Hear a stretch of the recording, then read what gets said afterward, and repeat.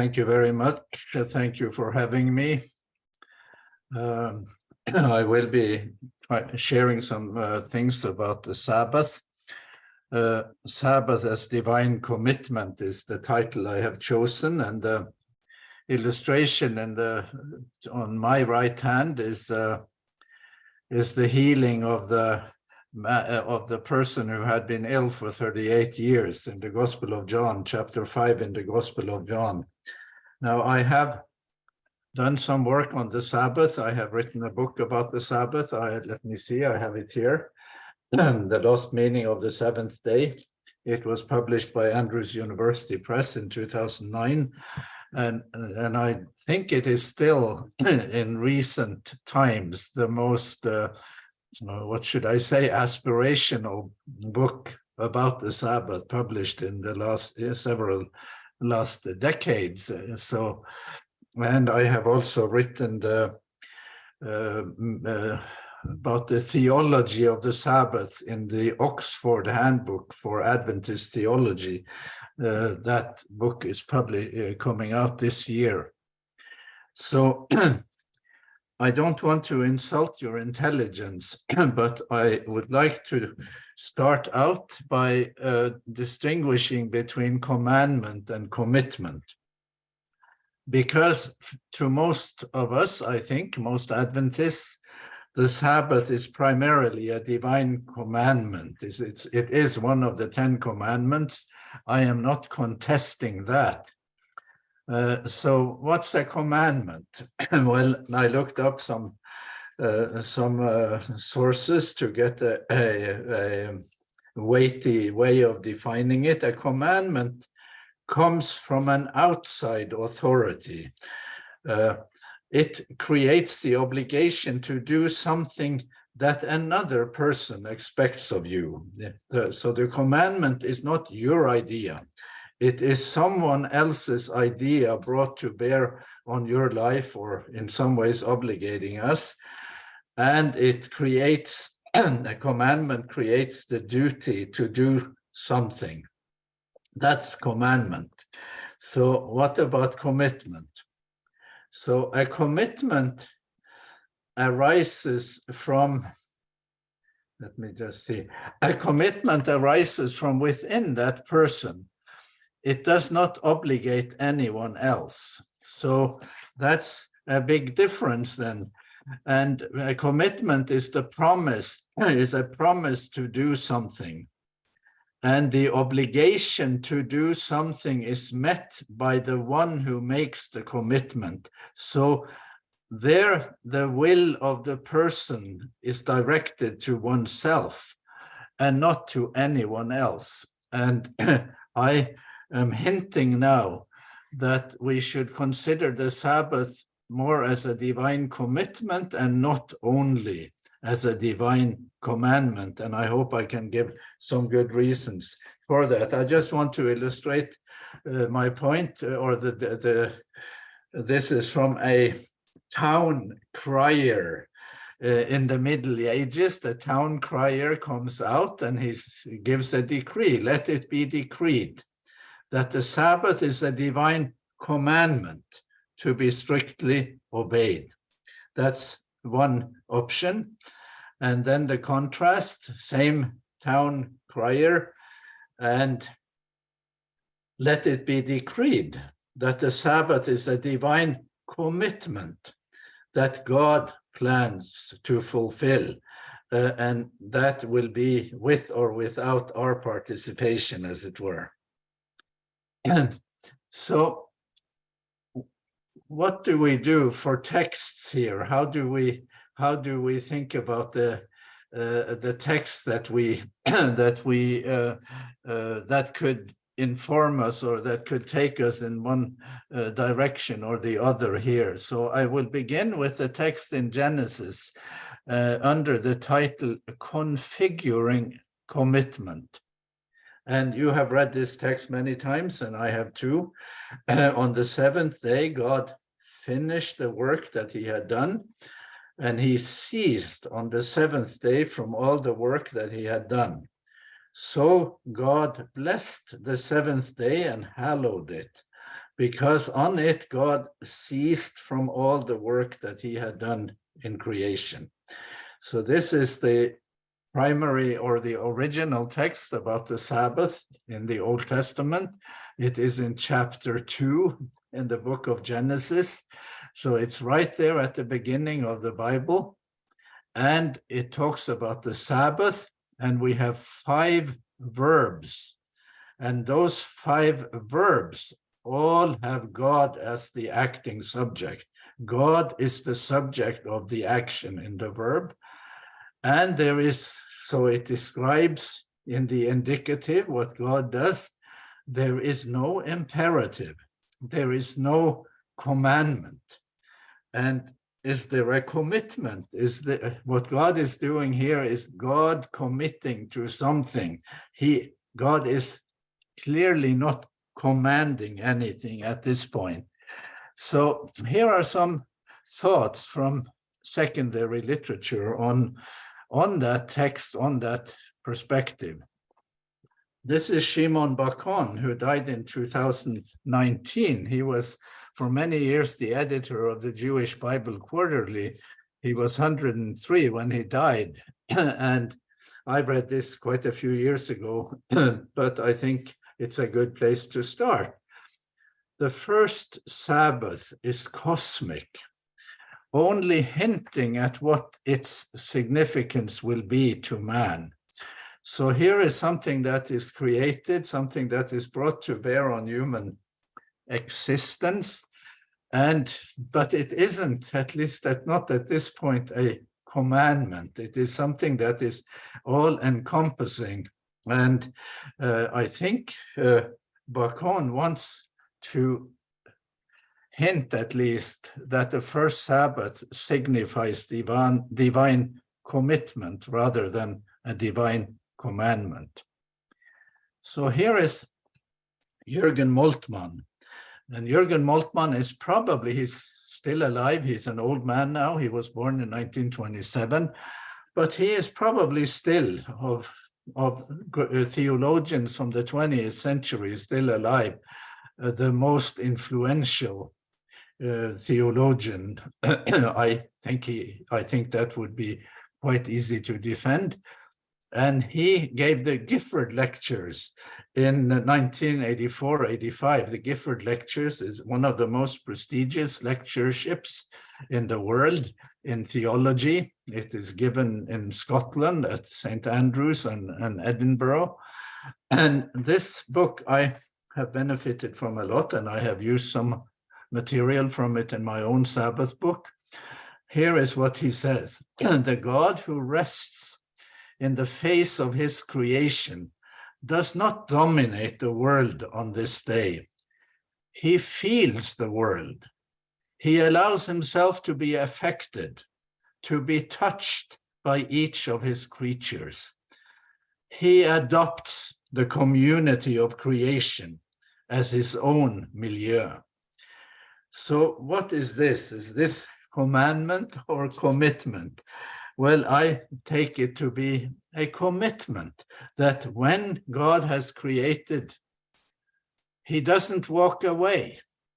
He stays, he engages, or as Moltmann puts it, he adopts the community of creation as his own milieu, as a participant, and not as someone at a distance. And maybe I could say here that this is one reason why the Adventist idea of the Sabbath as a memorial of creation is not ideal, because a memorial is something you create for what is no longer there.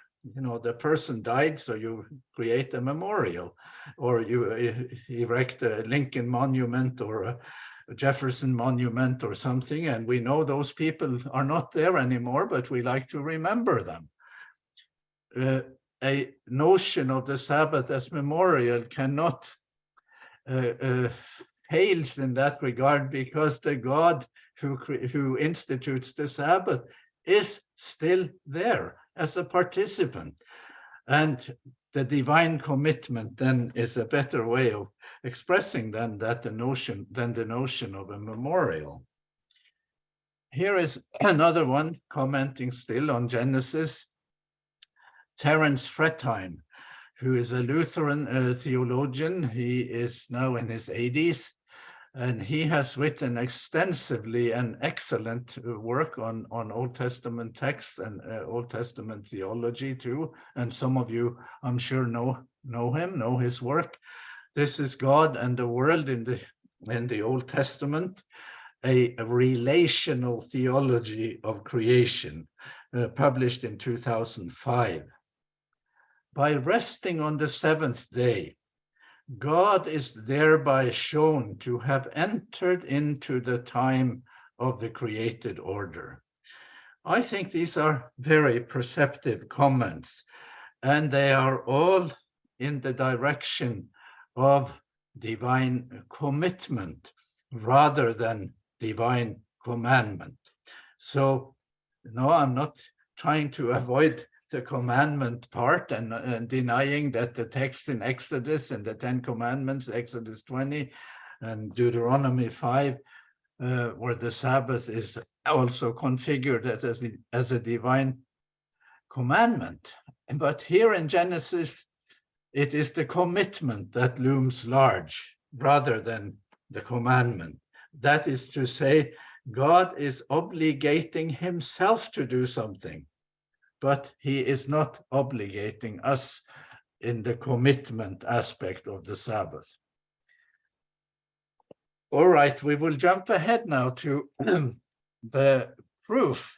If Genesis is a hint or hints at a divine commitment as the meaning of the Sabbath, then there is more on that score in the Gospel of John in the New Testament, but especially in the Gospel of John.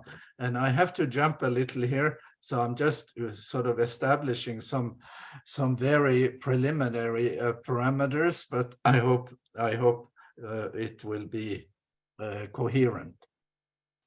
So in the Gospel of John, we read that in the beginning was the Word, and the Word was with God, and the Word was God.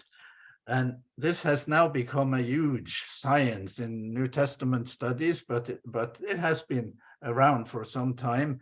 How does the New Testament use the Old Testament?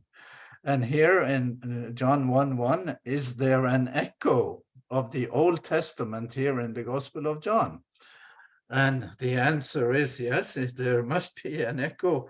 He would not have said it that way if he didn't intend us to think about Genesis, that in the beginning, this is Bultmann who writes that it would be hard for the evangelist to begin his work with in the beginning, en ache, without thinking of the in the beginning of Genesis 1:1. And the Gospel of John then is a key text here for the Sabbath perspective I want to share with you. And I just want to say about Bultmann's commentary. Bultmann in many ways has a bad name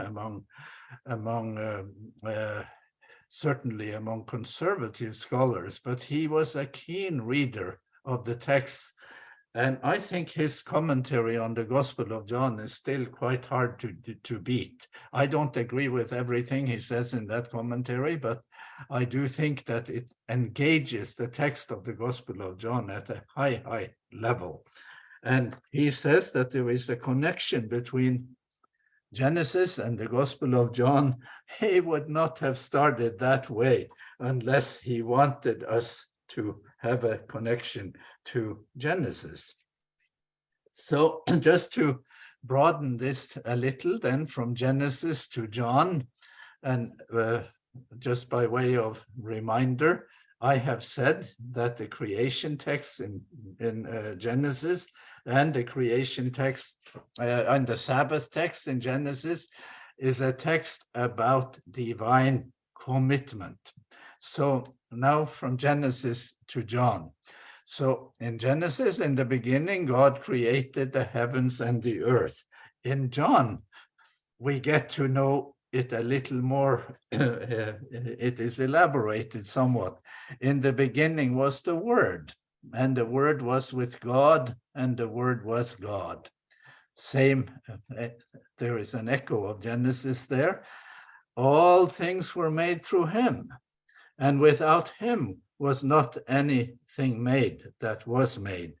So the God who is creating in Genesis, we now know that he is somehow related to John, or the Word in the Gospel of John. I would like to change the text, the translation of John 1:1. I would love to discuss that with you, but I will just say how I would like to translate it. I would like to translate it, in the beginning was the revealer, and the revealer was with God, and the revealer was God. But that's for another time. So now I am using my translation for that, just to leave it out there. And the revealer became flesh and lived among us, and we have seen his glory, the glory as of a Father's only Son, full of grace and truth. So here we have a connection between the God of Genesis and the revealer in the Gospel of John. And so he is the acting subject, he is the main character, and now he is going to reveal himself in the world. The Word, the revealer, or the Word, became flesh. And then one more thing from the last verse of the prologue in the Gospel of John: no one has ever seen God. It is God, the only Son, who is in the Father's lap, who has made him not known. So just to with these as our background text, let me just make a short comment here. The Gospel of John has a very high Christology. There is probably no other book that has as distinctive, high, and explicit Christology as the Gospel of John. Maybe the only other book in the New Testament that competes with John there will be the book of Revelation. But some people think that the high Christology of these books, that's what they want to prove. They want to say that Jesus is part of the divine identity.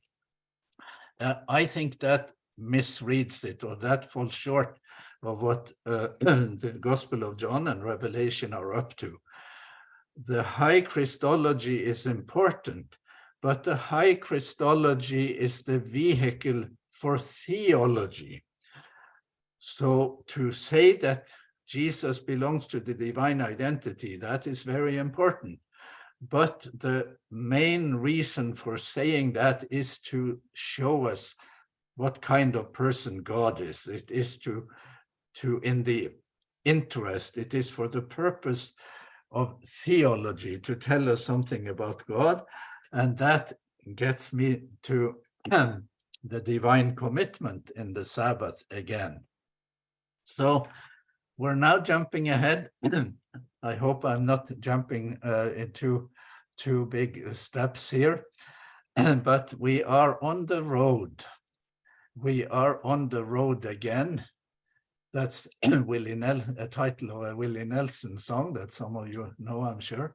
But Jesus is on the road quite a lot in the Gospel of John. He is on the road in the Gospel of John quite a bit more than in the other synoptic Gospels. He goes to Jerusalem many times. In the other Gospels, he goes only once, it looks like. But here Jesus goes to Jerusalem again in John 5. He has been there already at least once earlier. After this, there was a festival of the Jews, and Jesus went up to Jerusalem. And when you live in Galilee and you want to go to Jerusalem, you have to go up, because Jerusalem is higher. is at a higher elevation. And this event here, the festival here, is the festival of booths, the Sukkoth, that is at the end of the year in the harvest season. So now I'm reading on. Now in Jerusalem, by the sheep gate, there is a pool called in Hebrew Beth Satah, which has 5 porticos. And these details are not my main point, but I cannot resist commenting on them because they are so intriguing and so unique to the Gospel of John. These details are only found in the Gospel of John. And here on my right, you have a map. We cannot go into the details here, but there is a you can see these details. They have John gives us a geographic reference for what he is describing, and he also is quite specific in relation to time. There was a festival of the Jews. There is a pool in Jerusalem by the sheep gate, these types of details. And during the last decades, there has been quite a lot of archaeology done in the Holy Land in relation to the New Testament, not just Old Testament archaeology, New Testament archaeology done by James Charlesworth and Urban von Walde, who is at Loyola. I think maybe he's retired now, and Paul Anderson at George Fox University. And yes, they have found remains in Jerusalem near the sheep gate. They have found something that people think could be the pool of Beth Satah. So that has in many ways rehabilitated the Gospel of John as a source of about the historical Jesus. So here, back to our text, there is misery and despair at the pool of Beth Satah. In these lay many invalids, blind, lame, and paralyzed. And the words here in Greek are even more striking than our words, but they are the words in English will have to do. So there is misery there at the pool of Beth Satah. And here is misery writ large. One man was there who had been ill for 38 years. Again, we have to marvel at the specificity of John, these terms. Why doesn't he just say he had been ill for a long time, or he had been ill for 30 years, a round number? But here he wants to tell us 38 years. And whether he had been at the pool for that many years, that we are not told, but he is there at the pool of Beth Satah. It is kind of a storage place, probably more than a place of healing, a place where people who are chronically ill in some ways are sequestered. That's my sense of the place. So just to sample John before we get to our main point about the Sabbath as commandment or as commitment. Here are some specifics in these first verses in John chapter 5. He tells us that there was a sheep gate.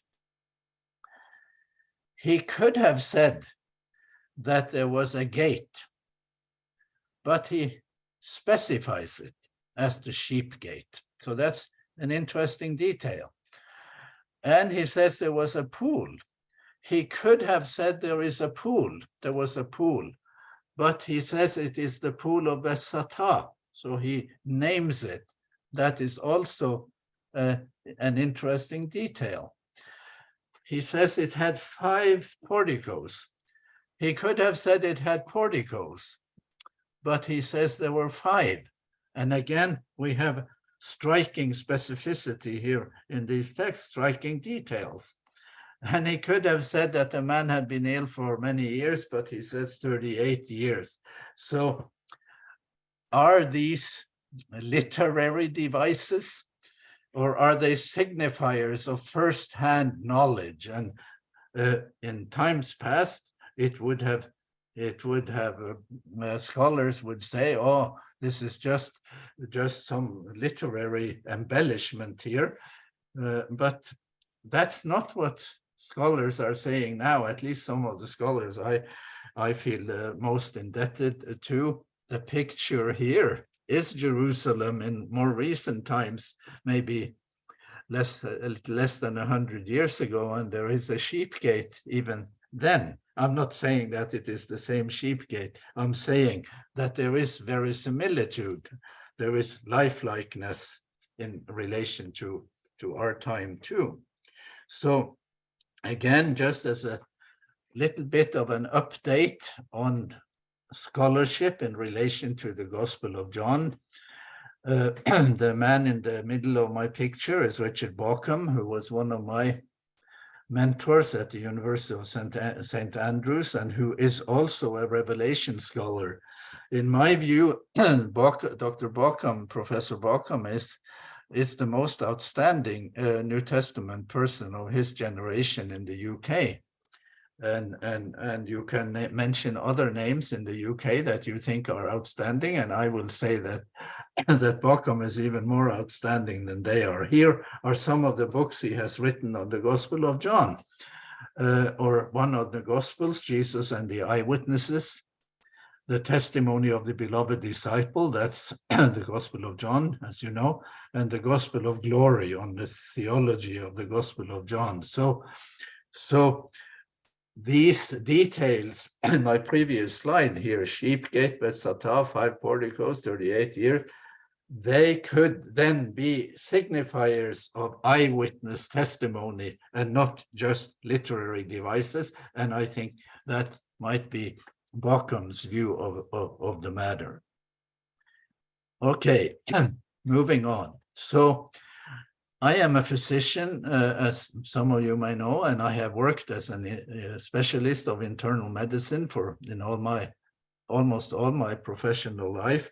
I have my professional identity is more that of a physician than of a New Testament person, even though I have done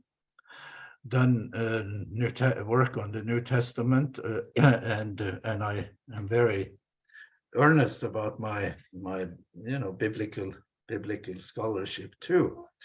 But here is something from a medical comment here, and again I should probably apologize for its simplicity. So one man was there who had been ill for 38 years. Here is the first question. Is his illness acute or chronic?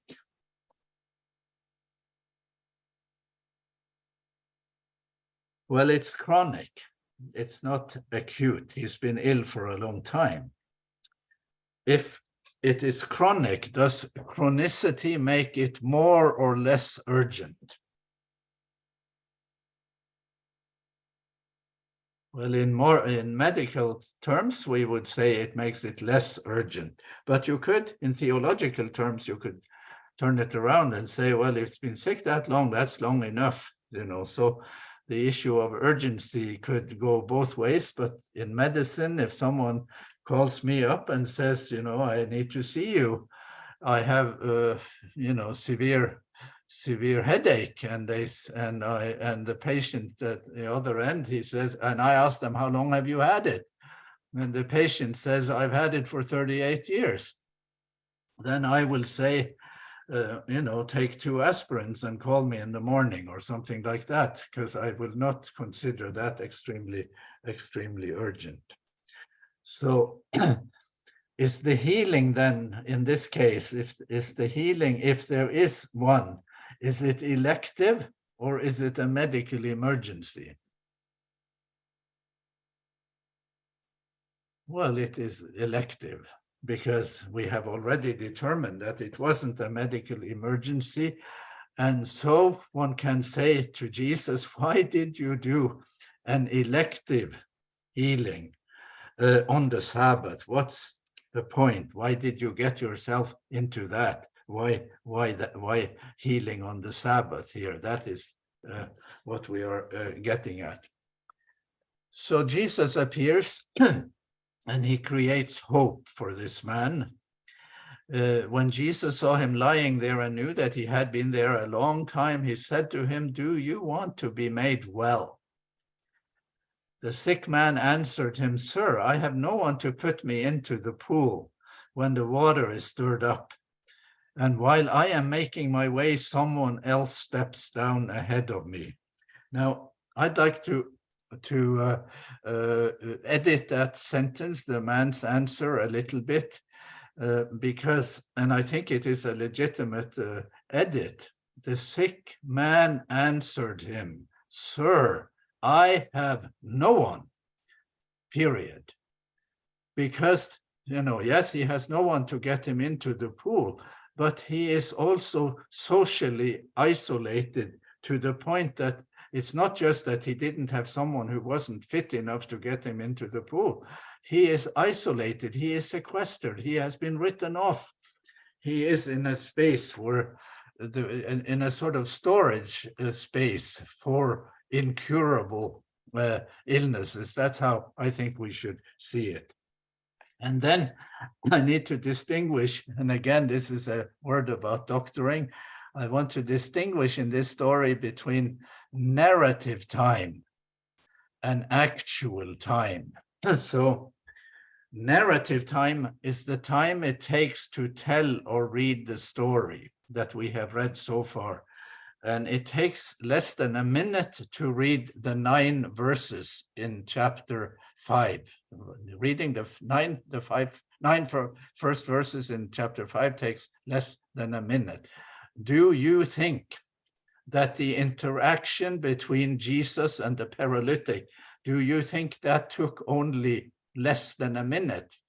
In about a minute after Jesus arrived, the paralytic is up and walking about with his bed.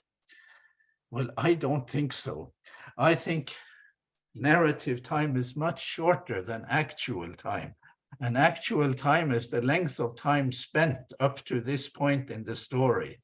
Was it seconds? I don't think so. Minutes, hours? Probably not hours, but surely minutes. And here there is the rationale for that is, the time it took for this interaction between Jesus and the paralytic to play out is the time in doctoring as a physician, as a pastor too, and as a teacher too, whatever our professions, I suppose, but certainly in medicine, you cannot do much in relation to a patient if you have not earned the trust of that patient. You have to earn that patient's trust, and earning a person's trust takes time. So I imagine Jesus coming into that person's space, and that person is not hoping, it's not expecting anything unusual to happen that Sabbath. He is there. The Sabbath is the day that you have the least expectations when you are in his situation. So Jesus comes into his space and lingers. And then at some point he talks, and maybe talks to him in a way that is intriguing, a very winsome way, you might say. And that's my illustration here, is meant to illustrate trust, that the person who falls back into the hands of that other person behind him trusts that person. I think something like that would have had to happen at the pool of Bethsaida.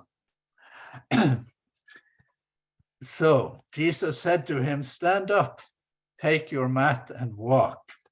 And I have collected some illustrations. These are some old ones. This one is from 1640, about the paralytic, Jesus appearing and talking to the person and so on. And we see that it is a scene of misery. There are other ailing people around the paralytic. Now here the details matter. Why doesn't Jesus say, "Stand up and walk"? Just imagine how clever that would have been. and how ill-advised it is for Jesus to tell him, stand up, take your mat and walk. Let's read on and see what happens. At once the man was made well, and he took up his mat and began to walk. And you see here I have underlined the mat issue because that recurs. It's a very simple story, but and there are statements repeated over and over, and one of them is in relation to the mat. And so now we get to another detail here that matters. Now that day was a Sabbath, and people who comment on this story, they say that up until this point, the story has momentum, the story builds, there is excitement, something is going to happen. And then at the point when John writes that day was a Sabbath, suddenly a story that was soaring, it just falls to the ground. It kind of implodes in a way. So the Jews said to the man who had been cured, it is the Sabbath. It is not lawful for you to carry your mat. Here again, so the combination of mat and Sabbath now is a very bad combination in this story. Here, Sabbath, and here, mat. Those two elements are not a good combination. But he answered them, the man who made me well said to me, take up your mat and walk. They asked him, who is the man who said to you, take up the mat and walk? Now the man who had been healed did not know who it was, for Jesus had disappeared in the crowd that was there. So here there is restoration and reversal in the man's life, or there is also reversal in the story, because now from here on, people's reaction to what has happened dominates, as it does many times in the Gospel of John. So here again, the Sabbath and the mat. I want to read these verses again. Stand up, take your mat and walk. He took up his mat and began to walk. It is the Sabbath. It is not lawful for you to carry your mat. The man who made me well said to me, take up your mat and walk. Now, if you had advised Jesus, or if I had advised him, I would have advised, now looking at the reaction, what will happen, I might have advised him that Jesus tells the man, stand up and walk and do not touch that mat. Don't touch that mat. You can come back and get it on Tuesday. Or he could have said to the man, leaning over to him and whispered in his ear, it is the Sabbath today. I cannot heal you today. I will come back on Tuesday. So, count on me. I will be back. So avoiding the mat issue, avoiding the time, the Sabbath, would have made a big difference. But this is not what happens. So now there is Sabbath conflict. And for the rest of the Gospel of John, this is the conflict that triggers hostility to Jesus. It begins with the Sabbath healing by the pool of Bethesda, and it is repeated, it is remembered in several subsequent encounters with Jesus in Jerusalem. Therefore, the Jews began persecuting Jesus because he was doing such things on the Sabbath. And now we go from the works of Jesus to the words of Jesus, his rationale, his defense. But Jesus said to them, my Father is working until now, and I am also working. For this reason, the Jews were seeking all the more to kill him. So first they start persecuting, but before you know it, the persecution is not just innocent harassment. Before you know it, they are seeking all the more to kill him, because he was not only breaking the Sabbath, but was also calling God his own Father, thereby making himself equal to God. So I want to parse this, lay it out in a little more detail. So first, Jesus answered them, "My Father is working until now, and I also am working." Here, Jesus claims intimacy with God. He calls God his Father. He claims to stand in a especially intimate relationship with the Father. And this is a matter of that is offends his critics. And then the next verse, "For this reason the Jews were seeking all the more to kill him, because he was not only breaking the Sabbath, but was also calling God his own Father, thereby making himself equal to God." Here he claims to belong to the divine identity, or he is seen as though claiming to belong to the divine identity. But you and I are not surprised by that claim, because we have seen it already in the prologue of the gospel in chapter 1. And then this verse, Jesus said to them, "Very truly I tell you, the Son can do nothing on his own, but only what he sees the Father doing. For whatever the Father does, the Son does likewise." So here we have a claim of imitation. So there is intimacy with God, there is claim to belong to the divine identity, and there is the claim of imitation. And now you will hopefully be reasonably friendly to my headline here, that the Sabbath here comes to us as divine commitment, as God intervening, God delivering on the Sabbath, choosing the Sabbath rather than some other day, and making the fact that it is Sabbath a conspicuous element in the story, in order to make the Sabbath come to us as a signifier of divine commitment.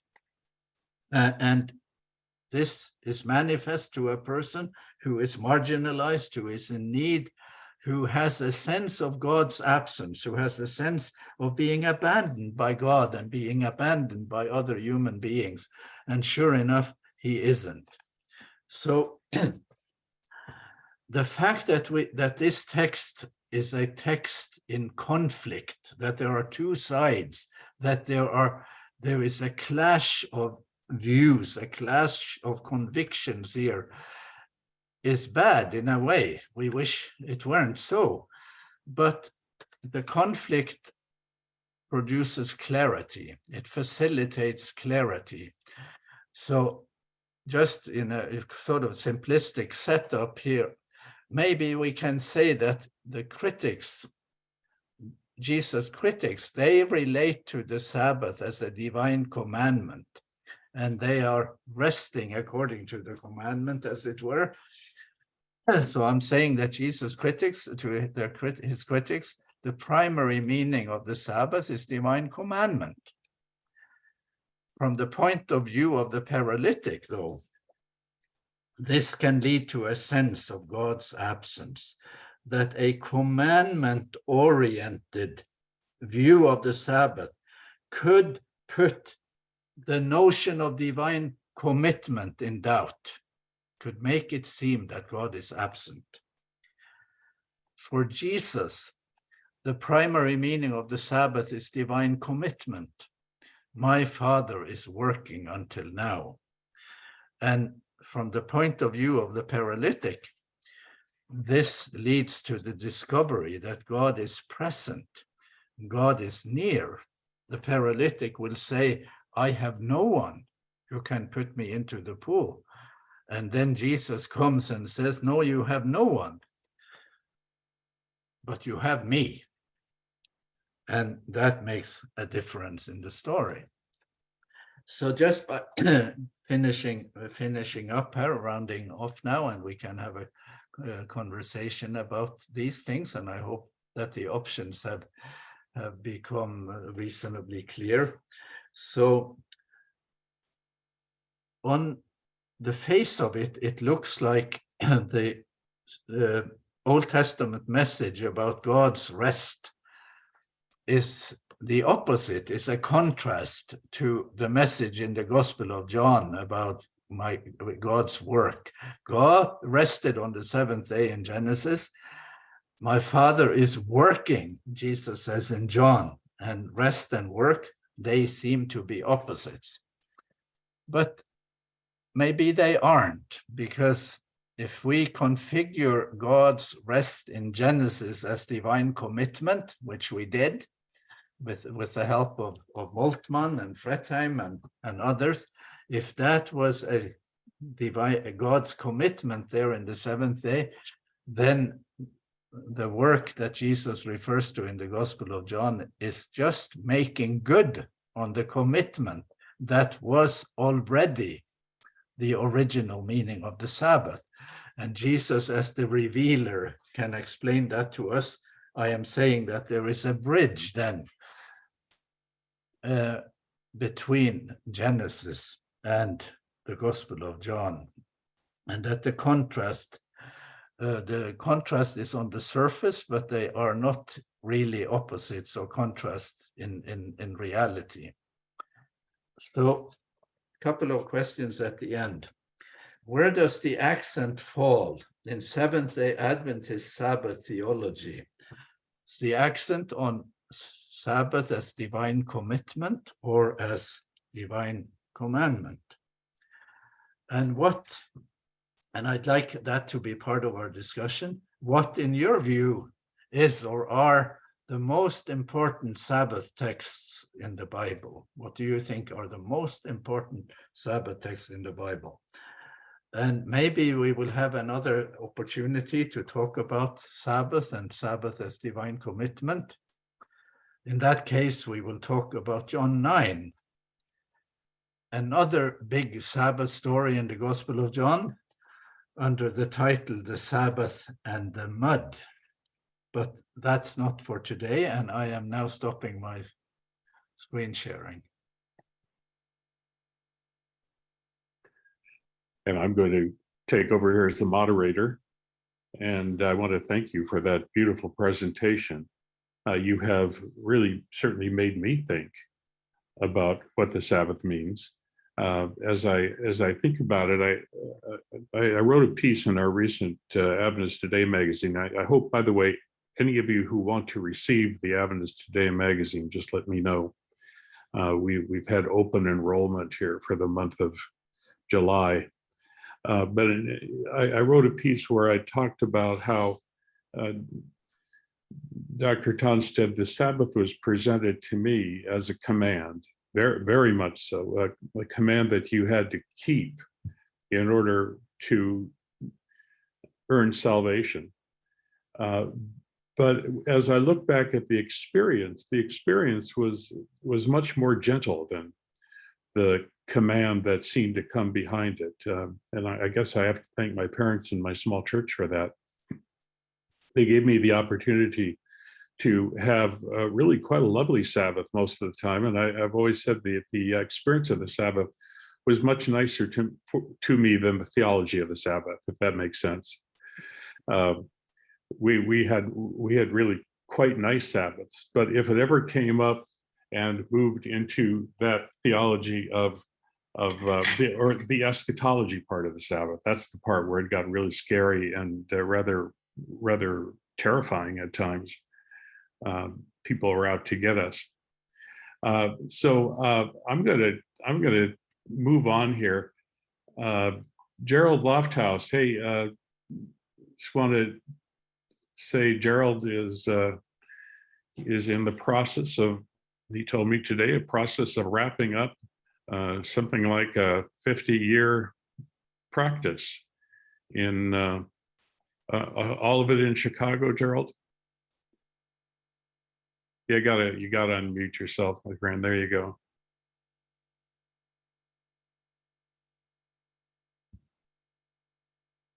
I still can't hear you, Gerald. what it is. My microphone was not on. How's that? There you go. Now we can hear you. So, Oh, I don't know if it's sorry or congratulations. I assume congratulations to be able to successfully say that you practiced well all these years and presumably helped a lot of people, and then be able to relax a bit. I'm very much looking forward to it. And in writing a letter out to all of my patients to advise them 3 months ago, I said it was with extreme mixed emotions, because I will dearly miss them and that relationship. But at the same time, I'm delighted, looking forward to spending more time with my grandsons, other family members, projects, travel, hiking, climbing, all these fun things that I haven't had the chance to do that much. Yeah, and you won't miss the insurance billing.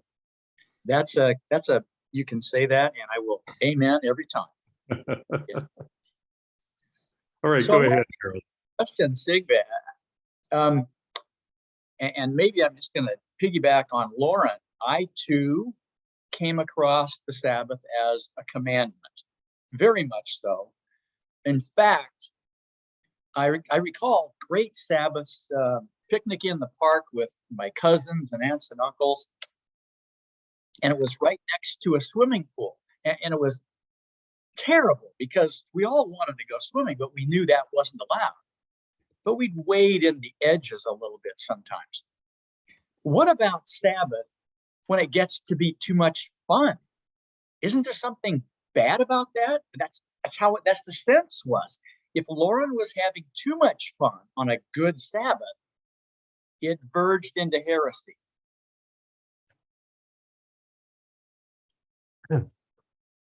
Well, as you can see, I am trying to do something textual here. I am not doing very much prescriptive thinking here. I have chapters in my Sabbath book about practice too, to an extent, but but this is really textual, and I just think that I think the text we have focused on is under projected. I do not think that the Gospel of John is a go-to text for Adventist Sabbath theology, and so I'm just wishing to kind of remedy that a little, to lift up those texts, and I would love to hear you comment. I don't want to destroy my own question by answering it myself, but I probably need to say it, that I think that the Gospel of John, the 2 chapters in the Gospel of John, are by far the most important Sabbath texts in the Bible. They are, and they are both texts about the divine commitment. They are both texts contrasting a view of the Sabbath that is held by Jesus' critics and the view that Jesus has. Now, when they criticize Jesus, what should he have said if he was, taking the Old Testament taking the Old Testament at face value? He should have said, "My Father is resting until now, and I am also resting." So that is a pretty bold thing for him to say when the Sabbath verbs in the Old Testament are all about the Sabbath and rest. For Jesus to make the Sabbath verb in the Gospel of John work, "My Father is working." So, yes, I think there is divine commitment in God's rest in Genesis, but there is divine commitment indisputably in the work of Jesus when he says, "My Father is working until now, and I am working. And what are you guys doing?" Because they project a God who is absent, who has withdrawn from human toil. And I am sure you have been a kind of divine commitment type of doctor in your work, including on the Sabbath. I'm sure you have. And so in the healing ministries, maybe this is not so difficult to understand. But anyway, just I know we will have things to say about our own Sabbath experiences, good and bad, and all of these things, but just to say that again, that I'm giving a textual reading. All right. And I Then let want me bring it back to the text. make that work in a way. So textually here, would we be wrong in rewriting that scripture slightly by saying, my Father continues to work even now? No, that would be fine. That is what he is saying. He is continuing. It is an ongoing work. It is an ongoing commitment, and it is a commitment that shows, especially in the groups in society where God seems absent, where God seems most absent. That's why I think you have to think about the Pool of Bethesda as a kind of storage place. You know, it's kind of under the bridge somewhere, right, where there are people who are in some ways sequestered and written off. And if we ever do John 9, the questions there are just reinforce the notion that the divine commitment is especially felt for those who are looked down on or marginalized, or who have been written off by society otherwise. I like that, and I maybe respond to Lauren and myself in saying the joy perceived and the reaction of joy and exultation and celebration that emanates is exactly what God wanted. Oh, thank you very much. Yeah, I think you raised a good point, Doc. I think what people are asking you, Dr. Tonstad, is, okay, I heard the text, I hear the story. What does it actually mean for how we apply it? And I think that's what Gerald was getting at, and kind of what I'm getting at too. I think that's the first thing that came to my mind when I heard you speaking. I said, okay, I hear this. Help me to understand what that actually means in Sabbath keeping. Does that make sense? I'm going to turn this over to Bjorn Karlman, who I'm sure is going to, let's see, there you go, Bjorn. He's probably going to ask a question, but also give an advertisement if I know him. Oh, and I already made my advertisement, so everyone knows about that. But yeah, thanks everyone in advance. No, okay. So my question is, and thank you for the fantastic presentation. I really got me thinking. So I was wondering about your point about Jesus asking the man to pick up his mat in addition to just get up and walk. But do you feel that Jesus was being inconsiderate of his weaker brother by, you know, asking for such a public demonstration? Because obviously that messed with people's heads a bit. It wasn't necessary. He could have just done the charitable, kind thing in healing the man, but he kind of made a statement as well. So was that unnecessary? Just because we know that something is perhaps lawful on the Sabbath, should we impose that on others? I think it was last Sabbath, my 8-year-old daughter wanted to wear these clip-on earrings at the front of New Bold Church while she was doing the scripture reading.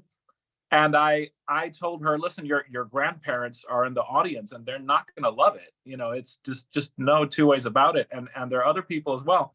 You know, even if we're okay with it, maybe don't do that. Yvonne's here, so she knows what I'm talking about.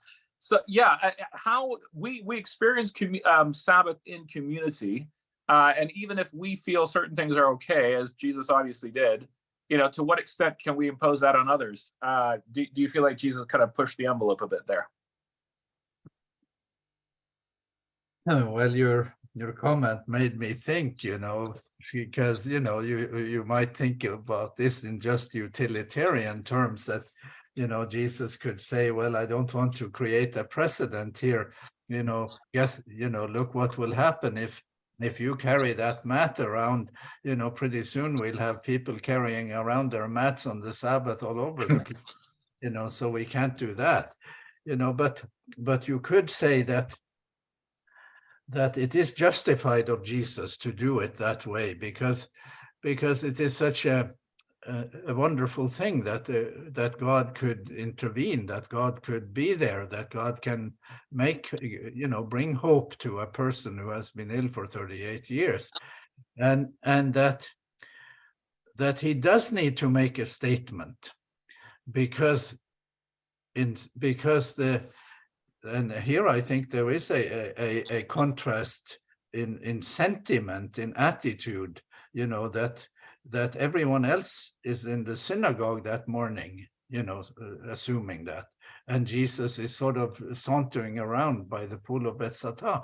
In my reconstruction in my classroom on this story, I have taken a liberty that people in my class, my students don't really like it, because they want an omniscient Jesus. Jesus is quite omniscient in the Gospel of John, but maybe one makes him more omniscient than he is, so why does he know? How does he know that he has been there for 38 years?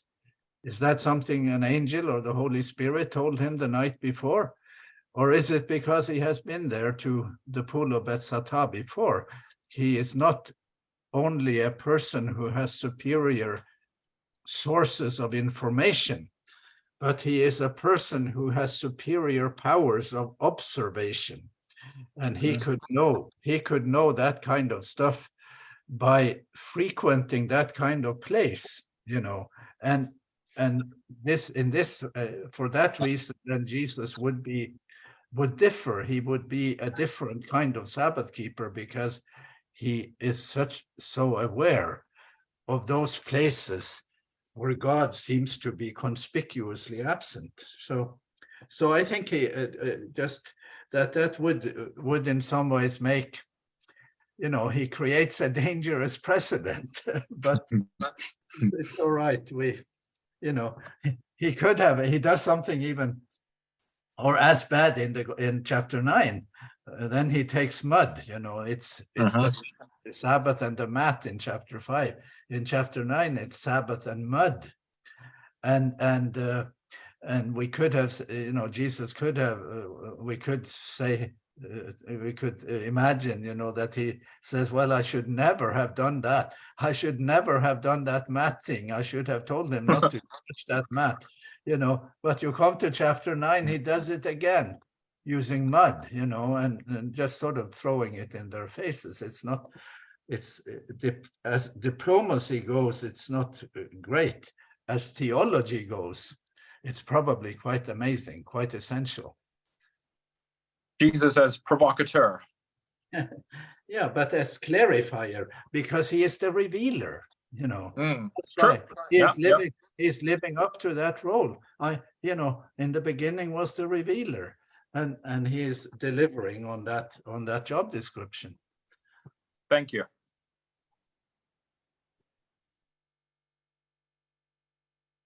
And thank you, Bjorn. Very, very good. I've been following the chat here. You had asked what texts people found important.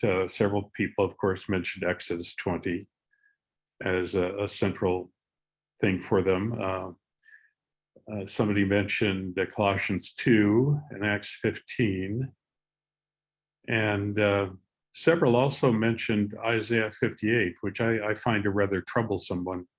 I don't know if you've ever heard Olive Hemming's presentation on Isaiah 58.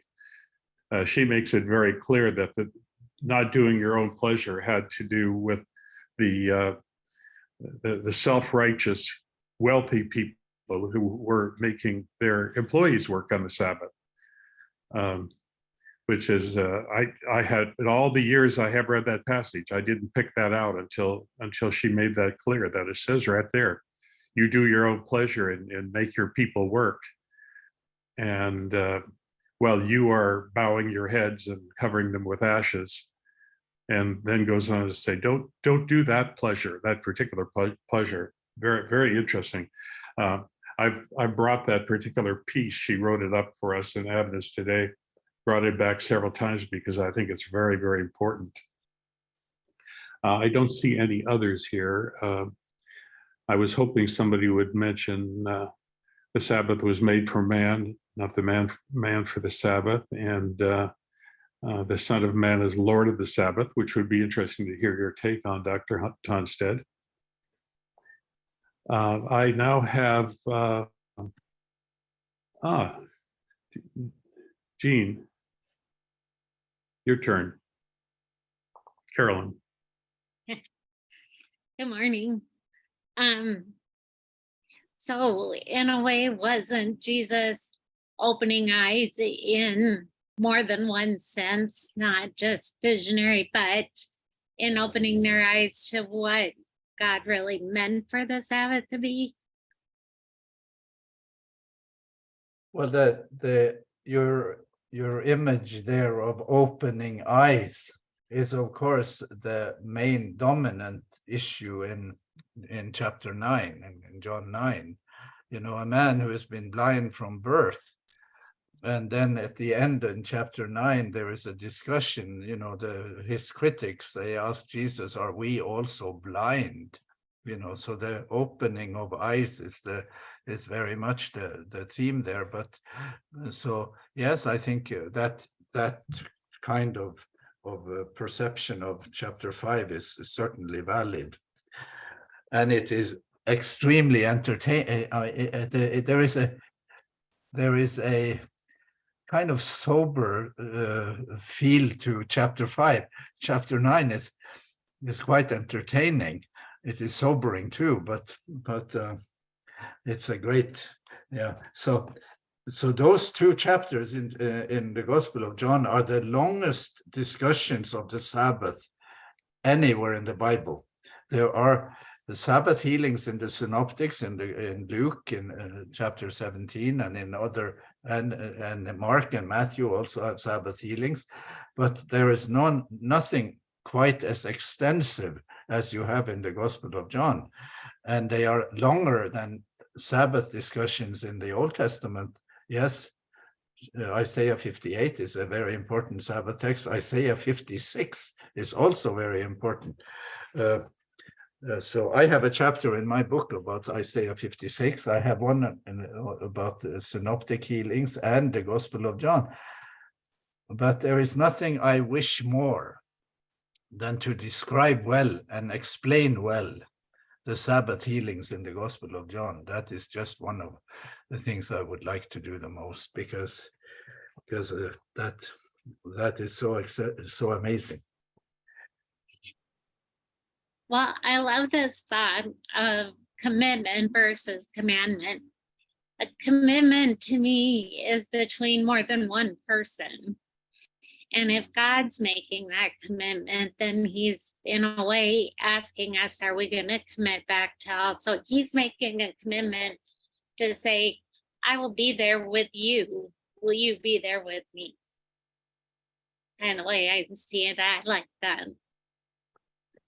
Yeah, one doesn't rule out the other, but the fact that Sabbath as divine commitment has not been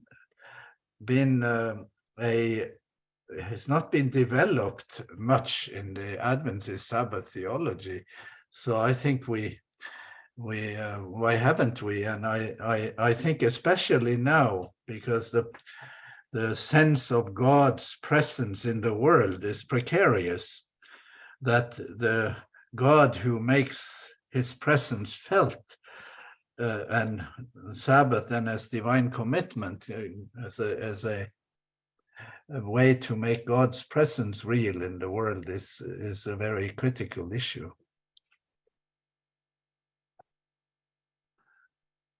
Thank you very much, Carolyn.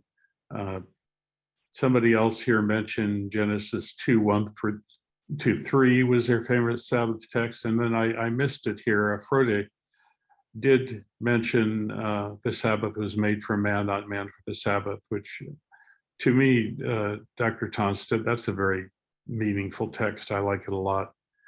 If I understand it correctly, it means that it was made for our health and happiness, not just as a command. So it's more, that doesn't that match with the commitment concept?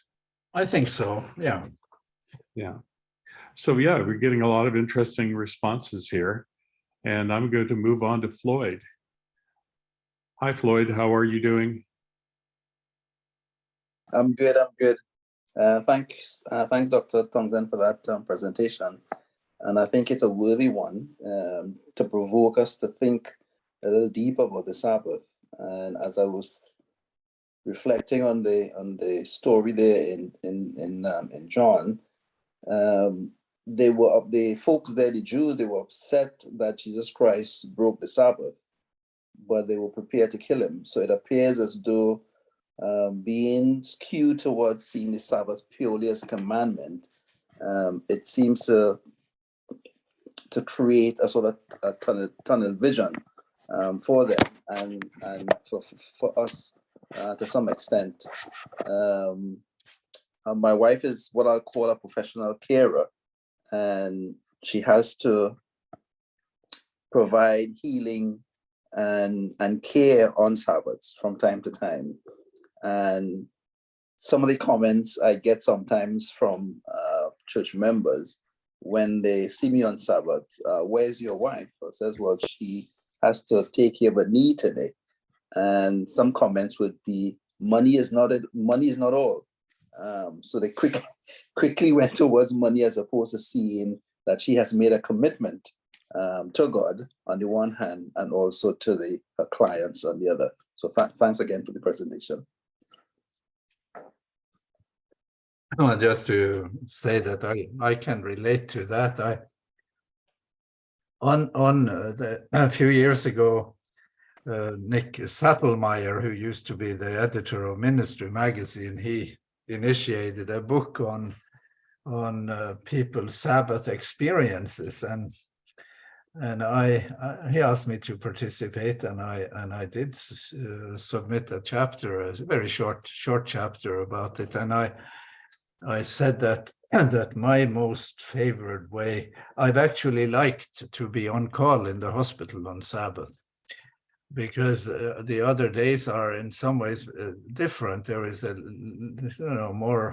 more harried, more people, more, on Sabbath when you go and make rounds, you can, I have a certain routine and I can make rounds, and then I have a plan. I go back to some of my patients in the afternoon and I just experience them, and my early training years, I was at Loma Linda I think I was an intern, and I was making rounds in the VA hospital. And there was a Jewish rabbi there from Romania, from Transylvania. And he had multiple myeloma, and multiple myeloma at that time had a very bad prognosis. Now it's much better. But it turned out that he was from the town of Sigve in Romania. That's the hometown of Elie Wiesel. And Elie Wiesel had as a child been running in and out of their home. So he had known him as a child, this Romanian rabbi. And I thought, what a privilege, here I am as a junior Sabbath keeper, spending time with a senior Sabbath keeper, a Jewish rabbi, with such a story, such a background. And so I have liked to be at what I consider in some ways the equivalent at times of the pool of Bethsaida, with patients and just feeling that was very special. I have never been sorry for the days I spent in the hospital on Sabbath. I hope you didn't ask them to pick up their bed. We did some things. No, we didn't do that. The hospital beds are pretty heavy. I've got my friend Marlon Thorne. Marlon, we've chatted a lot, and I finally get to see you and hear you in person. join the conversation. Myself. Am I unmuted? No, we can hear you now.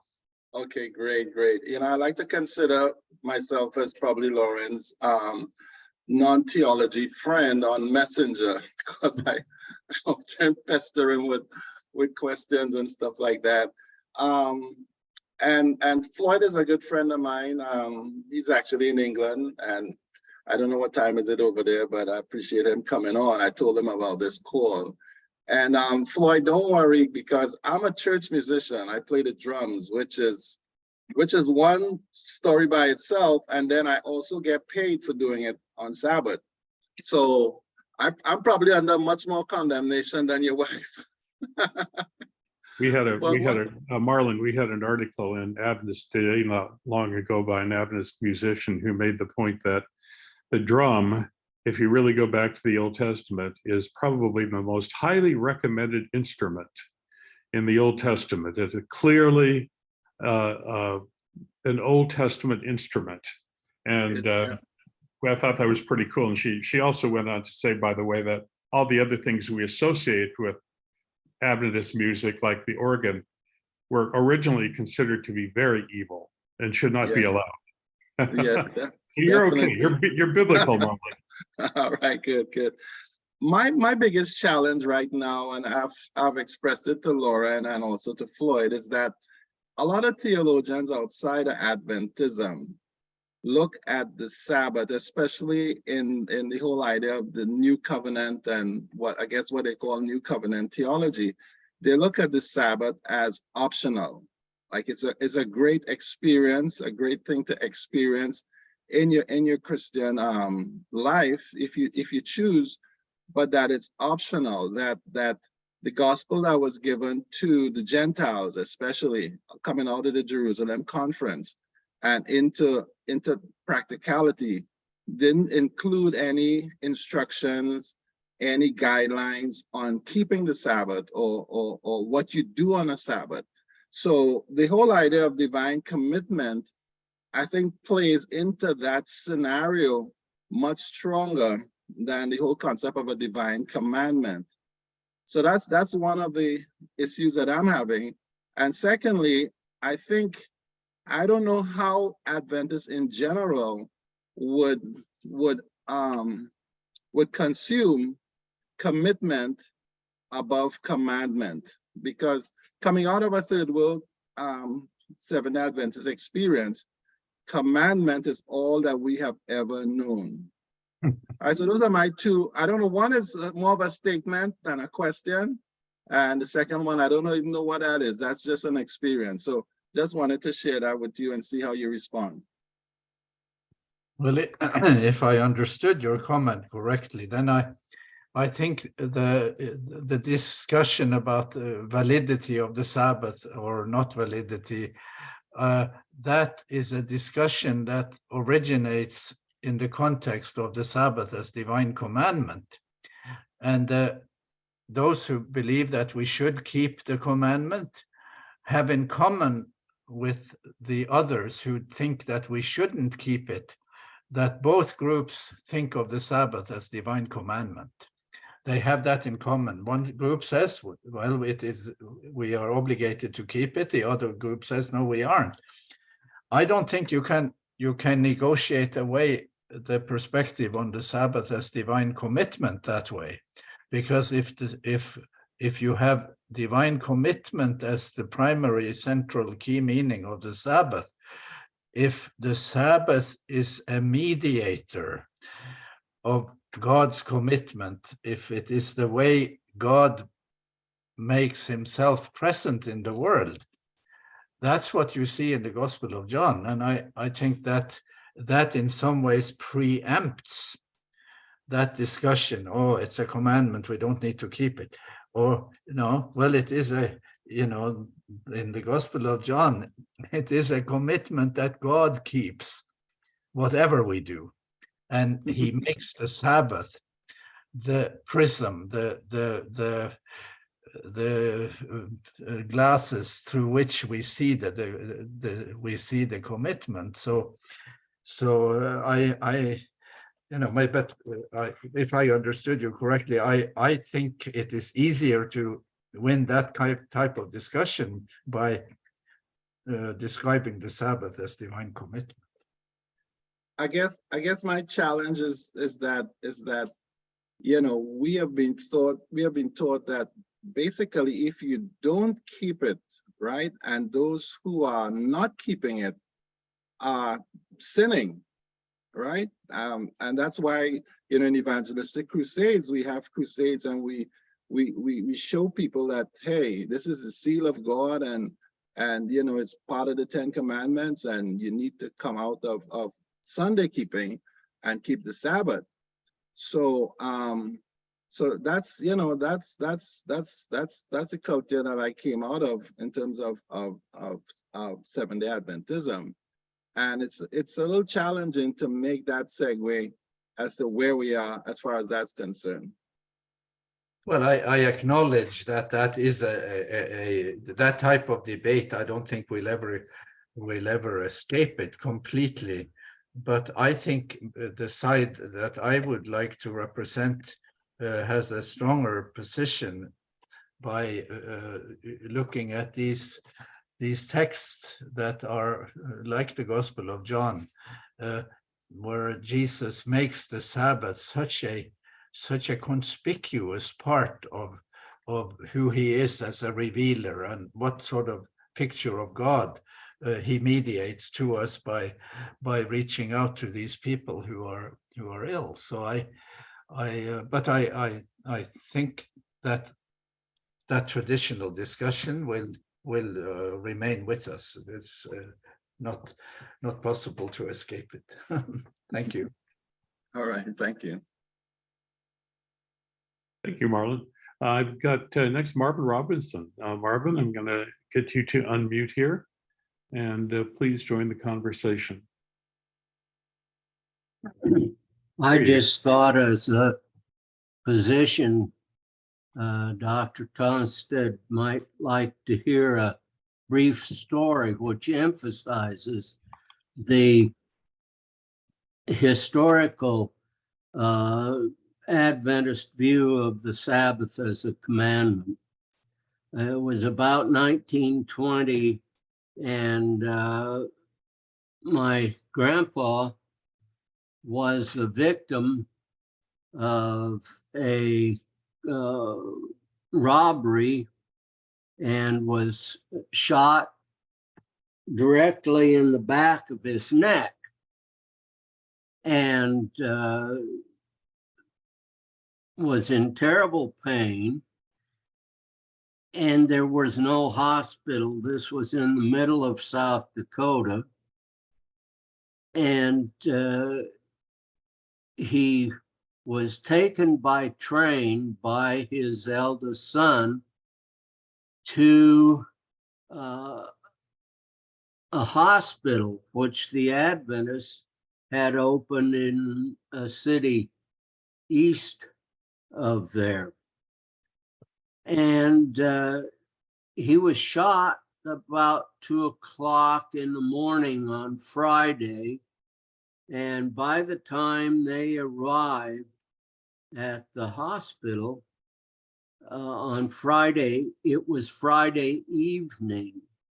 And they got there and they were told they couldn't help him because it was the Sabbath. And they said, we'll give you a bed, and after sundown on Sabbath, then we'll help you. I thought that shows how extreme we could get, because those same people, and many of them I know would have had horses at the time. If the horse had gotten in a ditch, they would have gotten him out. But anyway, that's my story. Well, that is a very illuminating story, I think, and quite sad, because and certainly one that would not be able to claim John chapter 5 or chapter 9 as warrant, that is so our story, regardless of which way this goes. I think these stories in the Gospel of John have been underrepresented, underprojected in Adventist Sabbath theology. Isn't it interesting, Sigve, how many people, when they're commenting on the Sabbath, tell stories? Stories seem to be our response. Marvin, you're from, your dad was from South Dakota. I'm from North Dakota. I remember once on a Sabbath afternoon, we had company and everything, and some neighbor went by and it was a bad day and he spun out and went into the ditch. And Marvin, you know how deep the snow can be there and how heavy it can come down. And he walked up to the house and wanted to know if anybody could pull him out. Well, we had tons of tractors and all kinds of things. We could do it easily.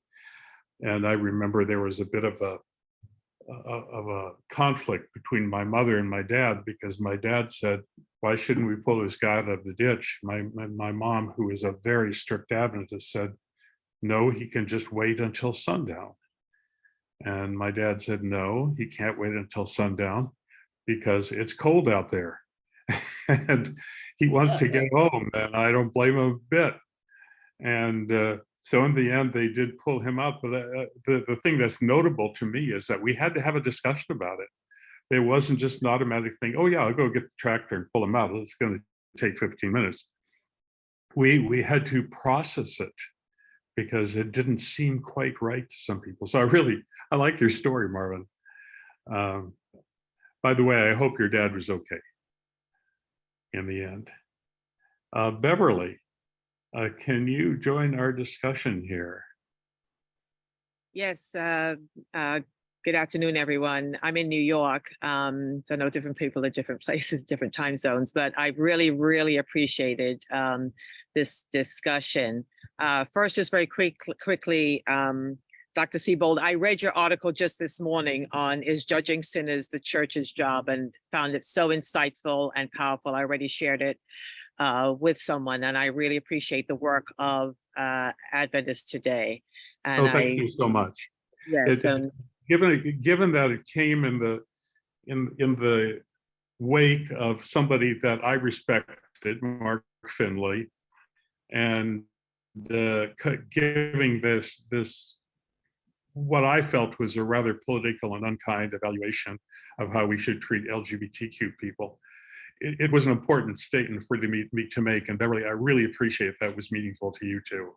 Oh yes, very much so. And you've given me much food for thought, much fodder, and I really appreciate the openness and the conversation that I get from Adventists today, and even Spectrum, which is another magazine that is also, I think, very, very nourishing to my personal experiences in my growing faith with God. Absolutely, and you should know that we're all friends. The two groups, we know each other. I've written for Spectrum for about 10 years, and before I started working for Adventist today. So we're all on the same page, and I appreciate that. Go ahead and address your question to Dr. Tonstad, I first learned of you through David Asherick, a sermon that he wrote, that he presented on the Sabbath, and he references your work quite a bit.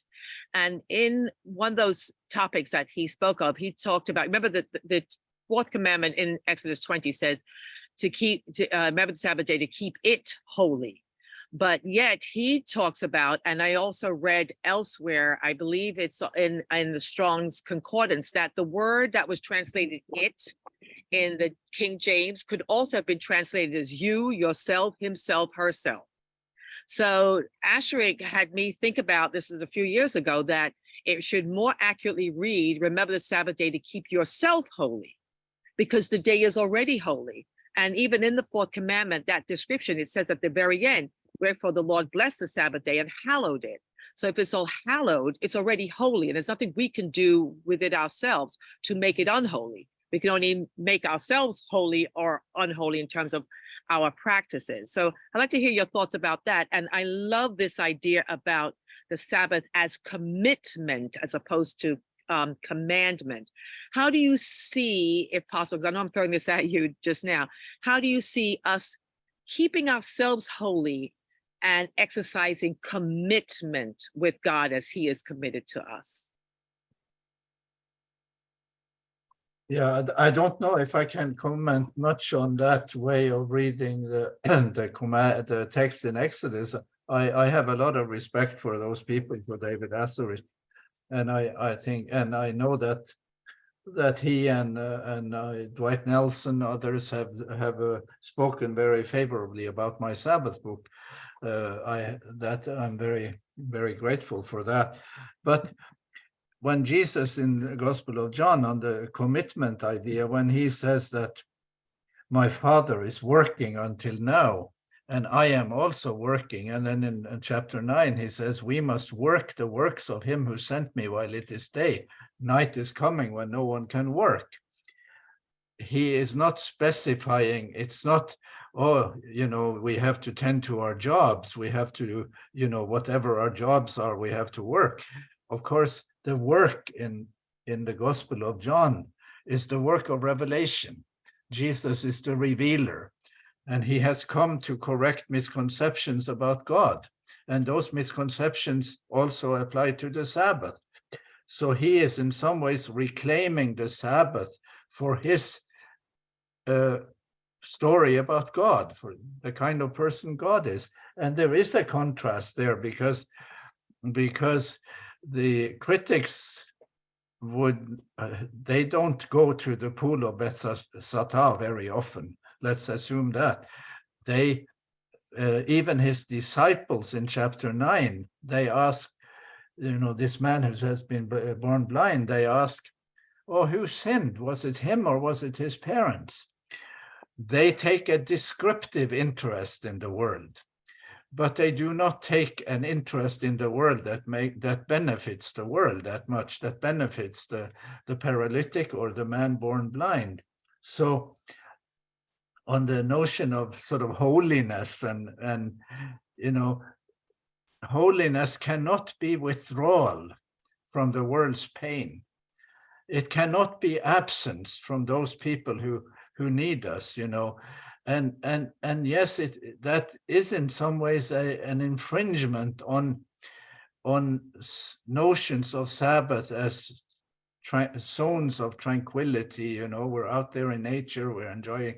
I'm not wanting to take that away, but that isn't what is going on in the Gospel of John. There Jesus is he is inconveniencing himself in order to benefit other human beings, and he is making God's presence felt in lives that have felt that God was absent. Like that man at the pool of Bethesda, I have no one. And then Jesus comes and says, well, you have me.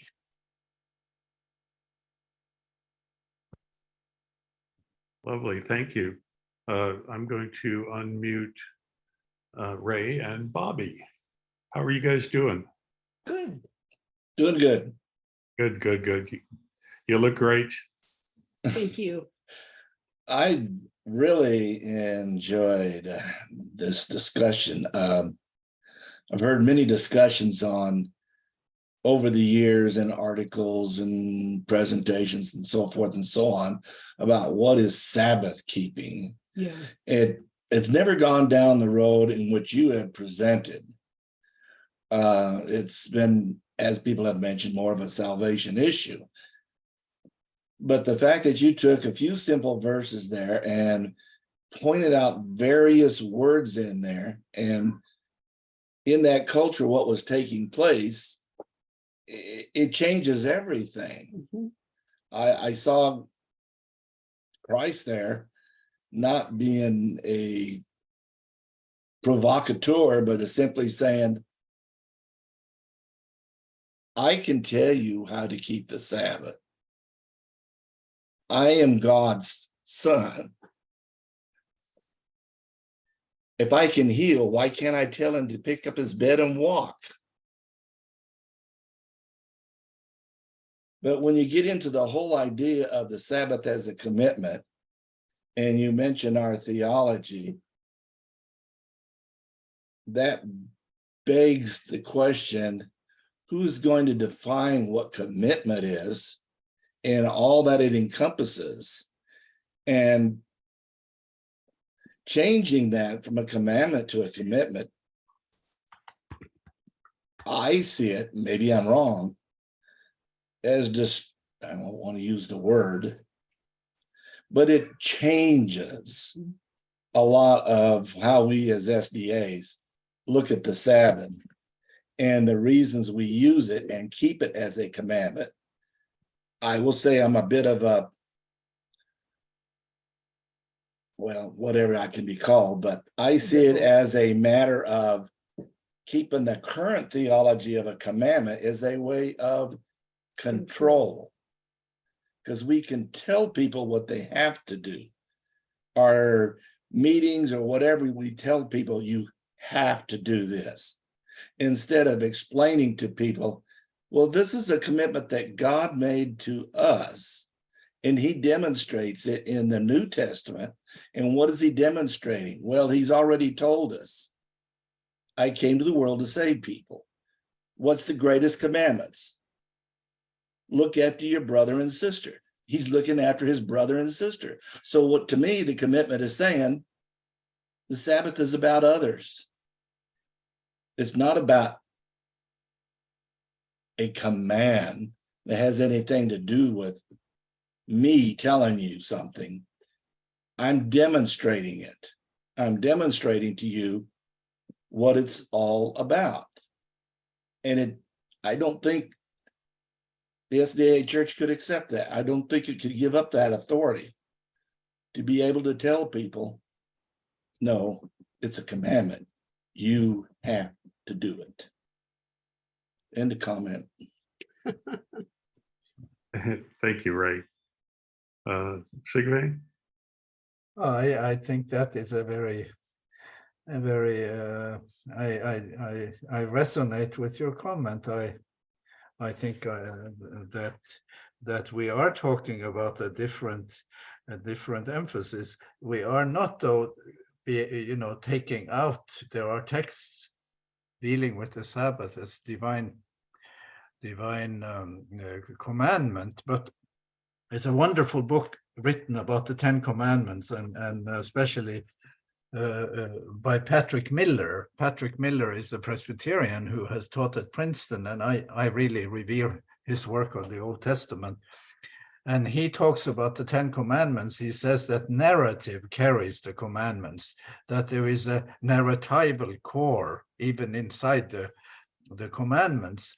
And that's true. There is more of a residue of narrative in the Sabbath commandment in Exodus and in the Sabbath commandment in Deuteronomy than there is in relation to the other commandments. God rested in Exodus, and God delivered you from Egypt in Deuteronomy. So when he says that narrative carries the commandments, it means, in fact, that the divine commitment shown in those narratives is what carries the commandment too.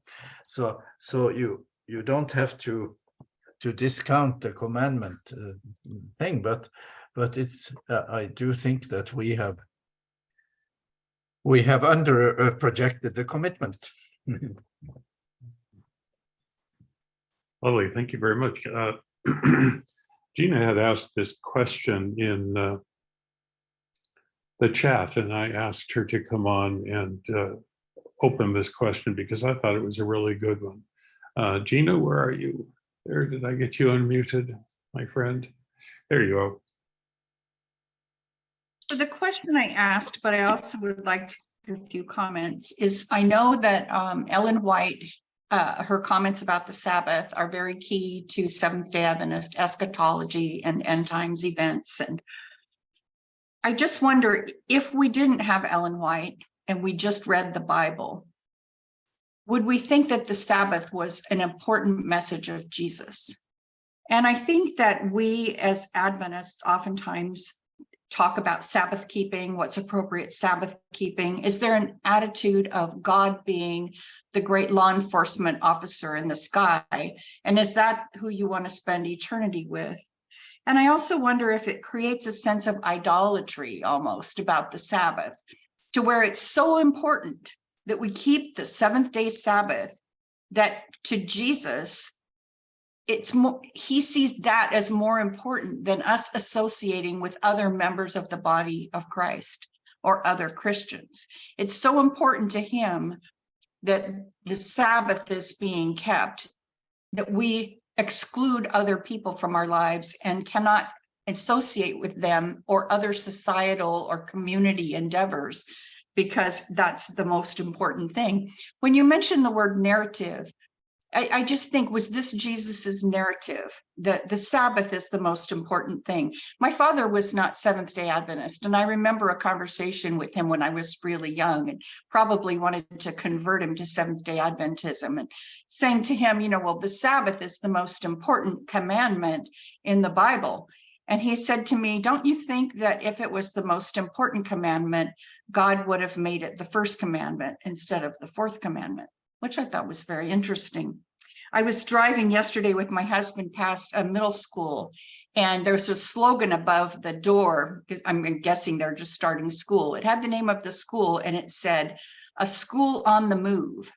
And I thought, if it said a school that is stagnant, would anybody put that above the door? And then I wondered about the church.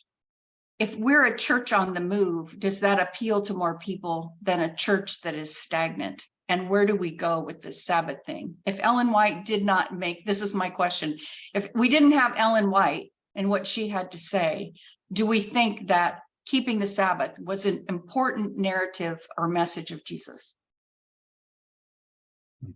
Good question. Yeah, so sure, yeah, the role of Ellen White, I'm sure, is quite important. Well, but the 19th century, or the time of the Adventist pioneers, I think Jonathan Butler, others, Gary Land, who used to teach at Andrews and who was my history teacher at Andrews, they have shown that that was a Victorian era. It was a time in America when people were serious about Sunday keeping, and they thought that Sunday was extremely important and that it should be kept, and they kept Sunday as a divine commandment. And then, of course, we as Adventists, our Sabbath keeping was influenced by the Puritan Sabbath that Sunday keepers kept. And then we were influenced by Baptists who had become Seventh-day Baptists. So there is, more to it than Ellen G. White, and it's Joseph Bates, and as one of our pioneers who brings the Sabbath into the Adventist community, and then of course Ellen White endorses it, and yeah, but the accent, it's true, the accent in our history is on commandment, and the Sabbath as a test of obedience, and the seal of God, and those things. I think those things need to be nuanced. We have to do some updating on those. I might want to recommend a wonderful book written by a Jewish writer and journalist. Some of you may have read it. Judith Shulevitz. Judith Shulevitz writes for the New York Times and for the Atlantic.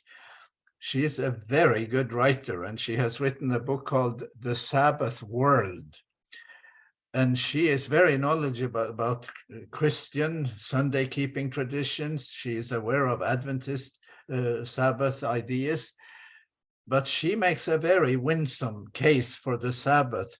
And she has to make that case without the benefit of the Gospel of John, because she is a Jew. She approaches it from the point of view of Jews.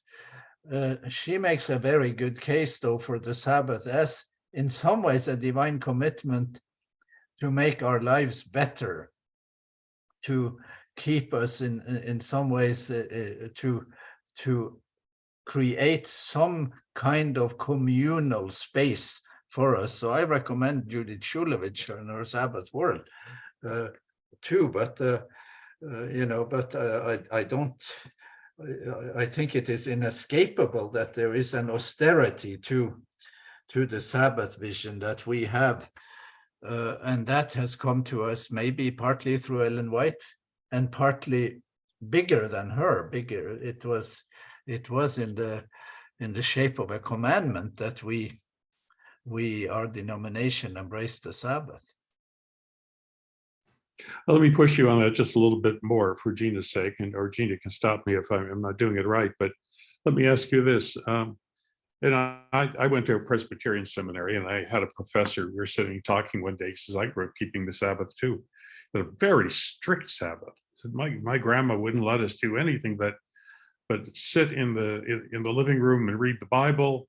He said, "We could do hardly nothing. Our Sabbath from morning to night was probably stricter than most Seventh-day Adventists." And I said, "What religion were you?" He says, "Well, my grandma and parents were old-fashioned Presbyterians, very strong Sabbatarian conservative Presbyterians." And I thought, well, that's interesting. So what's the role? Can somebody keep the Sabbath on Sunday, like my professor's family did? He didn't anymore, but the family that he came from did. I have several friends on here who actually go to church on Sunday, and they regard themselves as being Sabbath keepers, but it's not the right day, Sigve. You know, my mother-in-law grew up in a Christian Missionary Alliance church and has many complaints about exactly that. She had to sit in the chair on Sunday and read the Bible and do nothing, basically, could do nothing. And I think, you know, I'm not disparaging the Sabbath, but I'm just questioning the willingness of us. When Jesus says the Sabbath was made for man, do we want to give up that authority to make decisions about what is good for us on the Sabbath to a church who's going to make a series of dictations or rules, whether it's a Saturday or a Sunday church? Do you want to give the church that power over your life? If the Sabbath was made for man, do you want to then put a citation book in the hand of anybody for whatever church you go to say you're doing it wrong, you're doing it wrong, you're doing it wrong? And what does that do to it? Does it create an idolatry of the Sabbath, which misses the whole point that it's supposed to be a joyful time that was made for you? I guess I didn't ask my question very artfully, but that's it. Yeah, I in terms of Sabbath observance, I'm not offering any prescription there, but there are Sabbath keeping traditions, Sabbath observing traditions. It is very important that the Adventists did not, the content of the Sabbath for Adventists was the Puritan Sabbath, meaning Sunday kept by other Christians. It wasn't Jewish Sabbath practice. It was, there are no Jews on the horizon in the early Adventist sense of the Sabbath. And in one of my views, one of the things I think needs to be emphasized is that communal disruption between the Jewish community of faith and Christianity, if you can talk it broadly, say that broadly, that communal disruption has found expression through, giving up on the Sabbath, even being hostile to the Sabbath, even saying that the Sabbath is legalistic, and then, embracing Sunday in its place. I think the communal disruption between the Jewish community of faith and believers in Jesus or Christianity is quite intolerable.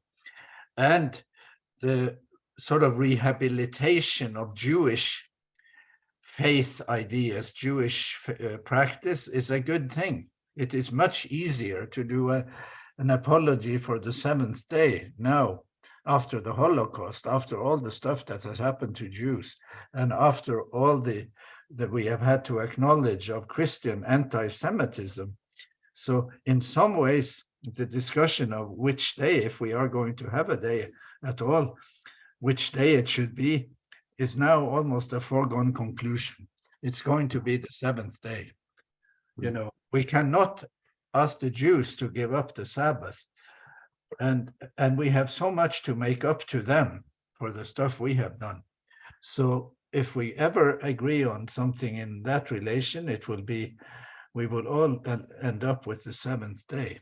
And there will be communal healing across that most horrible wound between the Jewish faith community and Jewish faith journey and Christianity.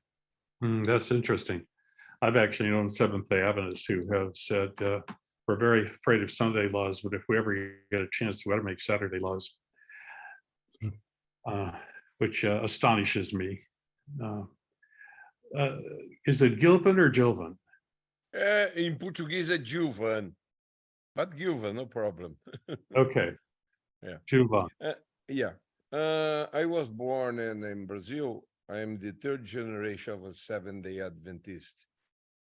70 years ago, I had 9 years old. I remember well my dad and my mom, the rules about the Saturday for the kids at home, me and my sister. You don't play, you don't go outside of home. Okay, in the morning we went to the church. In the afternoon after lunch, my dad and my mom went to the bed to sleep, and me and my sister, nothing to do. And the Sabbath was terrible for us. Okay. In 1980, I went in Europe the first time. I visited my sister and my son-in-law. They studied in Collonges College in France. And the Saturday we went to the church. After the lunch, my son-in-law said, now we are going to the college. You can see one different thing you never saw in Brazil or South America. Okay. In the United States too, because I came here several times. When I went in the college, the students play basketball Saturday afternoon and play volleyball and play soccer. What is this? Oh, it's normal in Europe. Okay. 2 years later, I stay in Portugal, and the Saturday, announced in the afternoon, have a picnic, 3 p.m. The address. Oh, I'm going to see. And they went there, arrived there, foods, and the youth went to play, no problem. I asked one time, 10 years later, Pastor Moisés Nigre from Brazil, he was vice president of the Seventh-day Adventist Church for 10 years, 1907 to 1980. And I asked Pastor Nigre, I watch in Europe this kind of the practice Saturday. I said, no, it's a culture of them. I said, what's the opinion of the General Conference? Nothing. Depends the culture. Okay, I travel around the world and I know 55 countries. And when I stay on Saturday, one country, I try to find one Seventh-day Adventist church to go. The culture is different in different place about the Saturday. Okay, I went in Israel 5 times. My wife was born in a Jewish. She studied all the elementary school to high school in Jewish school in Brazil. Now she's a Jewish, but Christian Jewish, okay? But traditional. But in Israel, the Orthodox is so hard about the Saturday. The Shabbat, it's forbidden the hotel follow the rules because they have problem. No warm foods. The elevator is a special for Sabbath. No public transportation. It's a different Sabbath. But Sabbath for me is a pleasure. It's I stay with my family, my grandkids live close to me. I have pool at home in the summer. I go to the pool in my home. It's normal. I don't work on Saturday, but I was cardiologist for 45 years in Brazil. My first 8 years, I worked in Seventh-day Adventist hospital. Each 15 days, I stay on duty on Saturday. because it's important. Some people need to do something for the people, and just this criticize Jesus that time, guilt. Yeah, the Sabbath is not supposed to healing. No, Saturday is a day. Read the Bible, listen good music, go to the church if you have opportunity, stay with your family. It's a day of a pleasure, a Saturday. And God created this Saturday for a pleasure of us. I believe this Sabbath exists in all the universe, because John wrote, it's Saturday, or it's Sabbath or Saturday, each one come to me. It's a Saturday. I enjoyed the discussion today because Thank you, Sabbath Sivan. is a pleasure day. Thank you for sharing that. Very nice, very interesting. Nice. Thank you, Okay. Jovan. Thank you.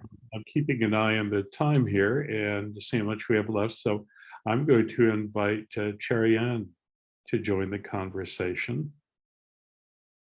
Hi, and thank you so much for the presentation. I'm not sure if I have a question, but I'm going to share that for me, I really like the idea of the Sabbath as a commitment, because that is how I best experience the Sabbath, looking forward to the blessing that I get when I unplug from the hustle and bustle of my regular routine during the week. And at the start of the Sabbath yesterday, I shared a quote on my status that said, you can afford to rest this Sabbath because God's got you. And one of my friends who is no longer Christian, she responded and said, how sad is it that our reality has been so focused on work, that being still for 14% of the week requires targeted marketing.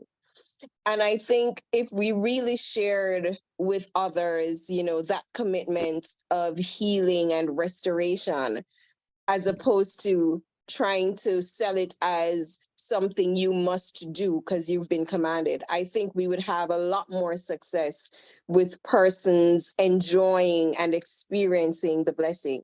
But then we would also have to talk about how we traditionally keep the Sabbath, because I find my most beautiful Sabbath experiences happen outside of a sanctuary. Mhm. So those are my thoughts. Yeah, I just want to make one comment there. So Walter Brueggemann, who is a very famous Old Testament person in North America and a wonderful person, we had him visit at Loma Linda. I think he has visited other Adventist campuses, but he had a book a few years ago, 2014, I think, about Sabbath as resistance, saying no to the culture of now. It's a lovely little book where he discusses the commandments and in a winsome way, and to sort of, in the way our lives get commodified and commercialized, to preserve the Sabbath as respite from that culture and even as an act of resistance. That reminds me of something that happened in my ministry. I kept trying to get my church in Ohio much more involved in the community. And one day the community leaders announced a work bee day where everybody was supposed to go and help old people clean up their yard or fix up their house or something that needed to be fixed and done. So I announced it to my church and I said, are we going to do that? And they said, when is it? And I said, well, it's a certain Saturday coming up to 3 weeks from then or something. And that provoked quite a conversation because people really kind of got the idea that they should be doing service, but it really, really bothered some that they should be spending a Sabbath afternoon cleaning up some elderly person's yard because it was physical labor somehow. If they'd been asked to do maybe some kind of non-physical labor, it would have been okay. But these kind of questions keep coming up. They keep circulating through again. I knew another church that wanted to spend every Sabbath doing doing service projects in the community. This was over in Australia. Got a lot of pushback from the conference. Conference says, no, you can't do that. That's Sabbath day time. Very interesting how we struggle with these sort of things. So I'm going to turn to Kevin James from Georgia. Hey, Kevin, how are you? Hey, Lauren, thank you. Doing good. Boy, I just really love this discussion today, and I can tell that from everybody else. I love the whole concept of commitment. And I've read your book on the Sabbath, Brother Tonstad, and one of the things that stood out of all the many wonderful things of your book was your conceptualizing the first Sabbath, where you talk about that Sabbath coming at the end of creation as a ship coming into harbor. I still remember you sharing that with such a concept to me. And I'm the one who put the statement down that the Genesis 2:1-3 is becoming my more favorite verses on the Sabbath, because it seems like that first Sabbath is transcendent over all the other Sabbath concepts that we might have from Scripture. What I mean to say is, it's interesting that Sabbath had no preface that said, and the evening and the morning were the seventh day.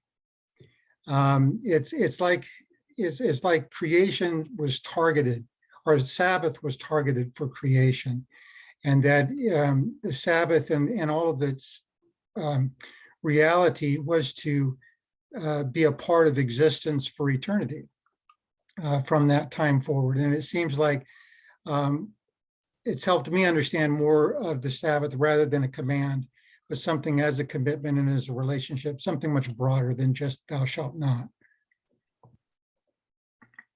But that's a very wonderful comment you gave there. Thank you very much. That was so nicely described, that Genesis text. Thank you very much, Kevin. Good point. And like I said, I'm keeping an eye on the time here. So I'm going to move on to my friend Emmanuel. How are you, sir? Okay, thank you. I have two questions, but before, I would like to give you a background.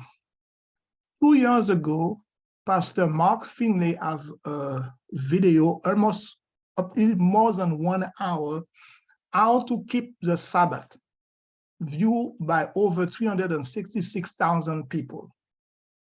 Keeping this video in mind, question number one, how to move from academia to the pew with this concept, no commandment, but commitment.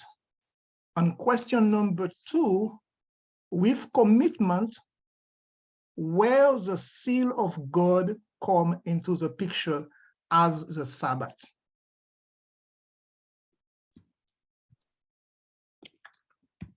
Yeah, so I don't know how happy I am to be reminded that Mark Finley has 360,000 viewers, but I'll try to get used to that. So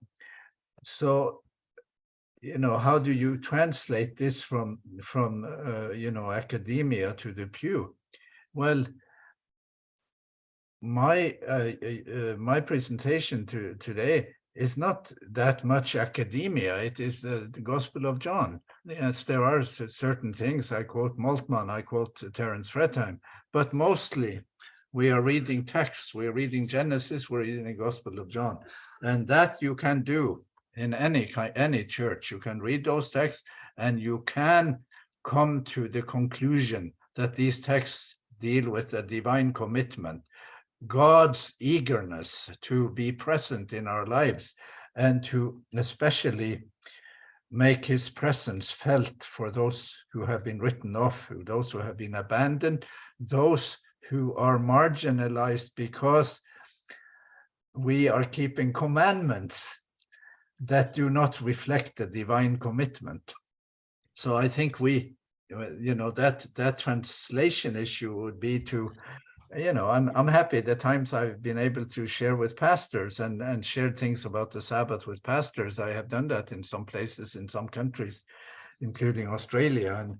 and met very positive responses. I don't know how much difference it has made to church audiences. Now on the seal of God part and the book of Revelation, yes, I have written on that too, because I have done stuff on the book of Revelation, and I have 2 chapters in my Sabbath book that in some ways ends on texts in the book of Revelation. But here is just one element in a kind of reconstructed view of that. The way Adventists read Revelation 14:12 is, here are those who keep the commandments of God and the faith of Jesus. So they make it seem like it's 2 things. It is that yes, we keep God's commandments and we keep the 4th commandment too, and we believe in Jesus. So we are good Lutherans, we believe in Jesus, and we are commandment-keeping Christians. I do not think we have translated Revelation 14:12 correctly. The way it should be translated is, here are those who keep the commandments of God, or who take seriously or who preserve the commandments of God as revealed by the faithfulness of Jesus. When you read it that way, it isn't the commandments and faith in Jesus. It is one thing, the commandments of God as revealed by the faithfulness of Jesus. And when you read Revelation 14:12 that way, you are reading it in much the same way that we have read the Gospel of John, that Jesus is the revealer, and he comes to show us the ways of God, the character of God, and the divine commitment, and the faithfulness of Jesus in Revelation. That is divine commitment writ large. We can go into more detail about that, but I'm just saying that since Revelation is the part of the Bible where we get these ideas about the seal of God and so on, we have built that up in a effective way.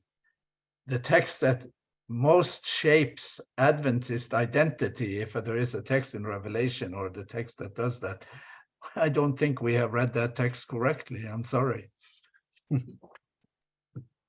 And sometimes we interpret the faith of Jesus as the Ellen White and the gift of prophecy. Yes, exactly. Before I go on to Jameson, I want to mention to you what's happening next week.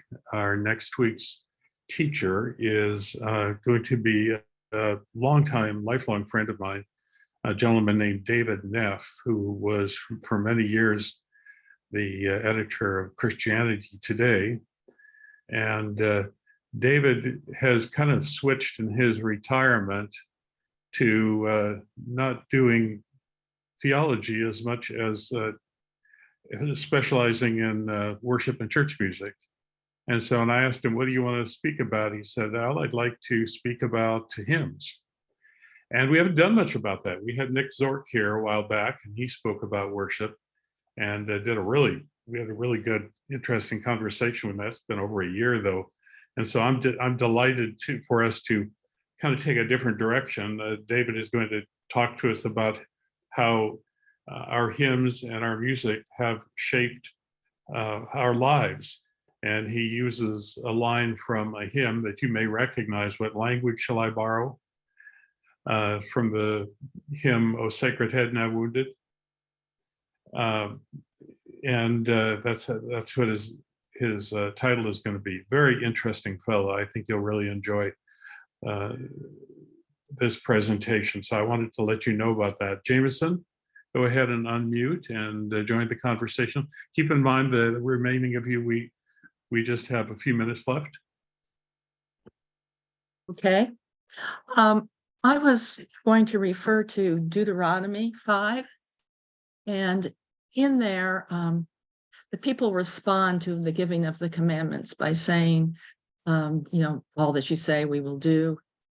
And God responds that he really wished that they incline their hearts to fear him and obey him. And to me, that seems like he's asking for a commitment. He's asking them to not just rotely obey something blindly, but have it become a part of who they are. And if we look at the commandments as how to love God and how to love our fellow man, he's really asking us to commit to love.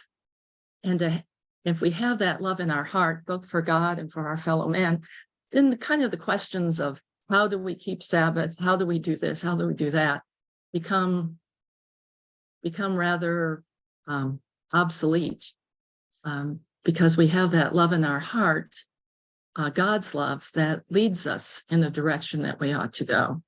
And so I think that God has asked us for a commitment, and maybe couched in obedience in Old Testament language, but I think he wants it to be beyond obedience into what you would describe as commitment.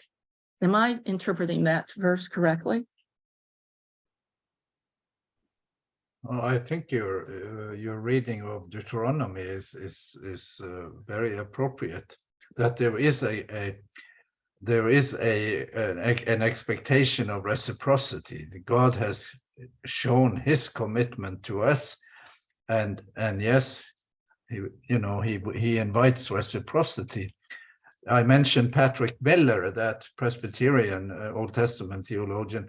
He talks about the reciprocity of faithfulness, God's faithfulness, and then reciprocated in human lives. So you can have both aspects.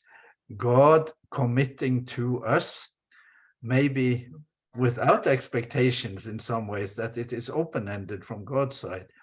And then, yes, God also hoping that we will reciprocate and even participate in mediating his commitment to the world. In John chapter 9, we must work the works of him who sent me while it is day. Night is coming when no one can work. There is the we form. Jesus talking to his disciples, asking them to participate.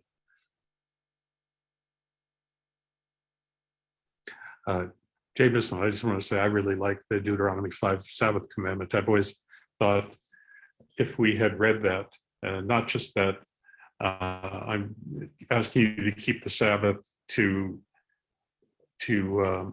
commemorate creation, but keep the Sabbath to commemorate redemption.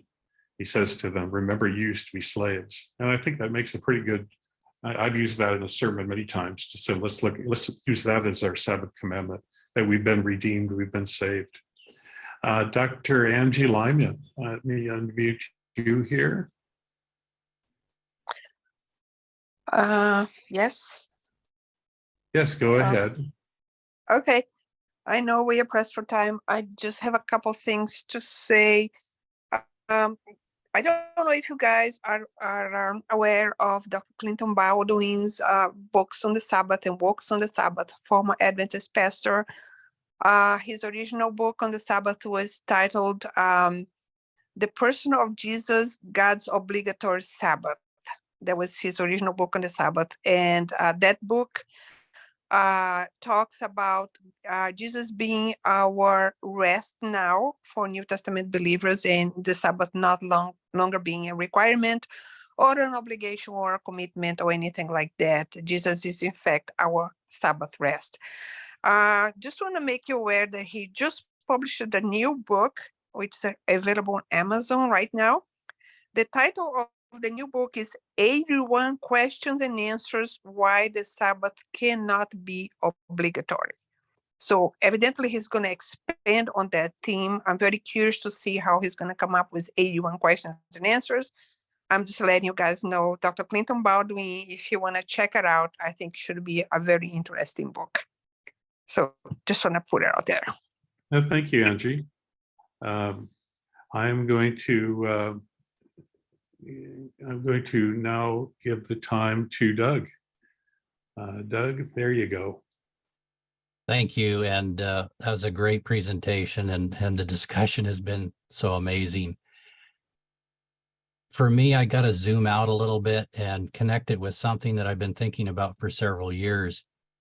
I know as an Adventist, you know, we have our 27, 28, whatever fundamental beliefs. And in reading Bart Ehrman's book from, a decade or so ago, I'm starting to understand the history of how Christianity became so obsessed with beliefs. Because there were the Ebionites and Marcionites and the Gnostics and all the others. And boy, the Orthodox people were going to make sure they prevailed. And that helps me understand a little bit of the background, but it's been my conviction now for some time that what we have lost, maybe haven't ever found, is covenant. Okay, if God commits to us, and I love that analogy. I love that idea. If God commits to us, isn't it important enough that we have a covenant relationship with each other? If God is our heavenly parent and he makes a commitment to us to give us a wonderful world and a wonderful life, then it would seem to be absolutely important that we covenant with each other as to how we treat each other. And that beliefs, however important those might be for us individually, seems to me to take a back seat in some regards, as opposed to the commitment of how we treat each other. And I know very little about Universalists, but I have picked up tons of their statements about how they covenant. They have each congregation has a covenant about how they treat each other. And wherever they may miss the mark in beliefs, I am so impressed with that. And it seems to me that that is, in essence, what I'm seeing as the outgrowth of what you're saying, is that out of this commitment of God to us, then we should commit to having a covenant relationship with each other in which we treat each other with respect, with dignity, in a responsible way, that we keep each other safe, and the two commandments: love God, God loves us, and we're going to love each other by treating each other with a kind of respect that is incorporated in something concrete, not just, oh yeah, I love everybody in my church, but actually incorporate that in something that's as important to us as 28 fundamental beliefs. That's like how I believe, and I'm going to hold this up. And if you don't believe this way, then you're not really one of us. Anyway, just my thoughts. Yeah, makes a good point. It does seem to me that Adventists have largely been focused on belief about the Sabbath. But what I'm seeing right now is that people are now into experiencing the Sabbath, but not necessarily in community, Sigve. A lot more people who would say, I find my Sabbaths outside of the community. This makes me sad as a lifelong pastor. Yeah, I think that is a tendency, that we are, more individualistic, and that there has been a series in New York Times, a 4 or 5 part series about the decline of church attendance in America. It's very marked. Of course, people attend church in America far more than in Europe, but the person who wrote those articles says that it wasn't so much a change in people's beliefs as it was a sort of dissolution of communal life, that one stopped living in a communal context. And so that is an issue. Judith Shulevich makes in her book about the Sabbath world, she is very communal, wishing to salvage a sense of community using the Sabbath for that purpose. Yeah, I think for some Adventists, the Sabbath community became threatening and dangerous. I'll just be honest with you. I think that's what I saw happening. Well, we're about done. Bjorn Carlman, I see you there. Let me ask you, lots of times people say, hey, this is a really good thing that we're doing, and could you give to it? And I think to myself, yeah, that really is a good thing. I'm going to give to it, but do I ever actually get around to it? You know what I'm saying? Yeah, I mean, I feel that way about many causes that are dear to my heart. So yeah, I appreciate everyone that does give, and I want to thank you all for the support. This kind of conversation, this kind of community, as I said at the beginning, is something that I deeply value, and yeah, your support makes it happen. So thank you again for everyone's chipping in and supporting Adventist today in the summer fundraiser and going on. It's thanks to you that we can do this kind of thing. So very much appreciated. Yeah, and don't put it off. I know that probably half of you here who are thinking, oh, I really should give something. And because I don't have an offering plate to lay directly in front of your face and make you feel guilty, it's harder to get around to it. We have to trust that you're going to go and click the donate button. So please do that. And I think Bjorn is going to put the donate link right in here. While he does that, while he puts the donate link in the chat, I am going to put in here again what our class is next week. David Neff, retired editor of, I said Adventist today, what I meant was Christianity Today, the evangelical magazine. And the title is, What Language Shall I Borrow? How the Church's Hymns Speak to Our Lives. And that should be quite fascinating. Yeah, there you go. Bjorn just put it in there. There's a link for donating. And I'm going to finish up here with a closing prayer and send you all on your way to enjoy the rest of your Sabbath. Shall we pray?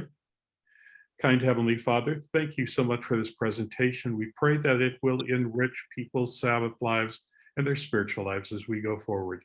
Thank you for the scripture and for all the truth and comfort that it gives us. I know there are people right now, because I've chatted with some of them here today, who are going through some big crises in their lives. And we just want to let you know that we are aware of them and our thoughts are with them. And we pray for your divine intervention there as well.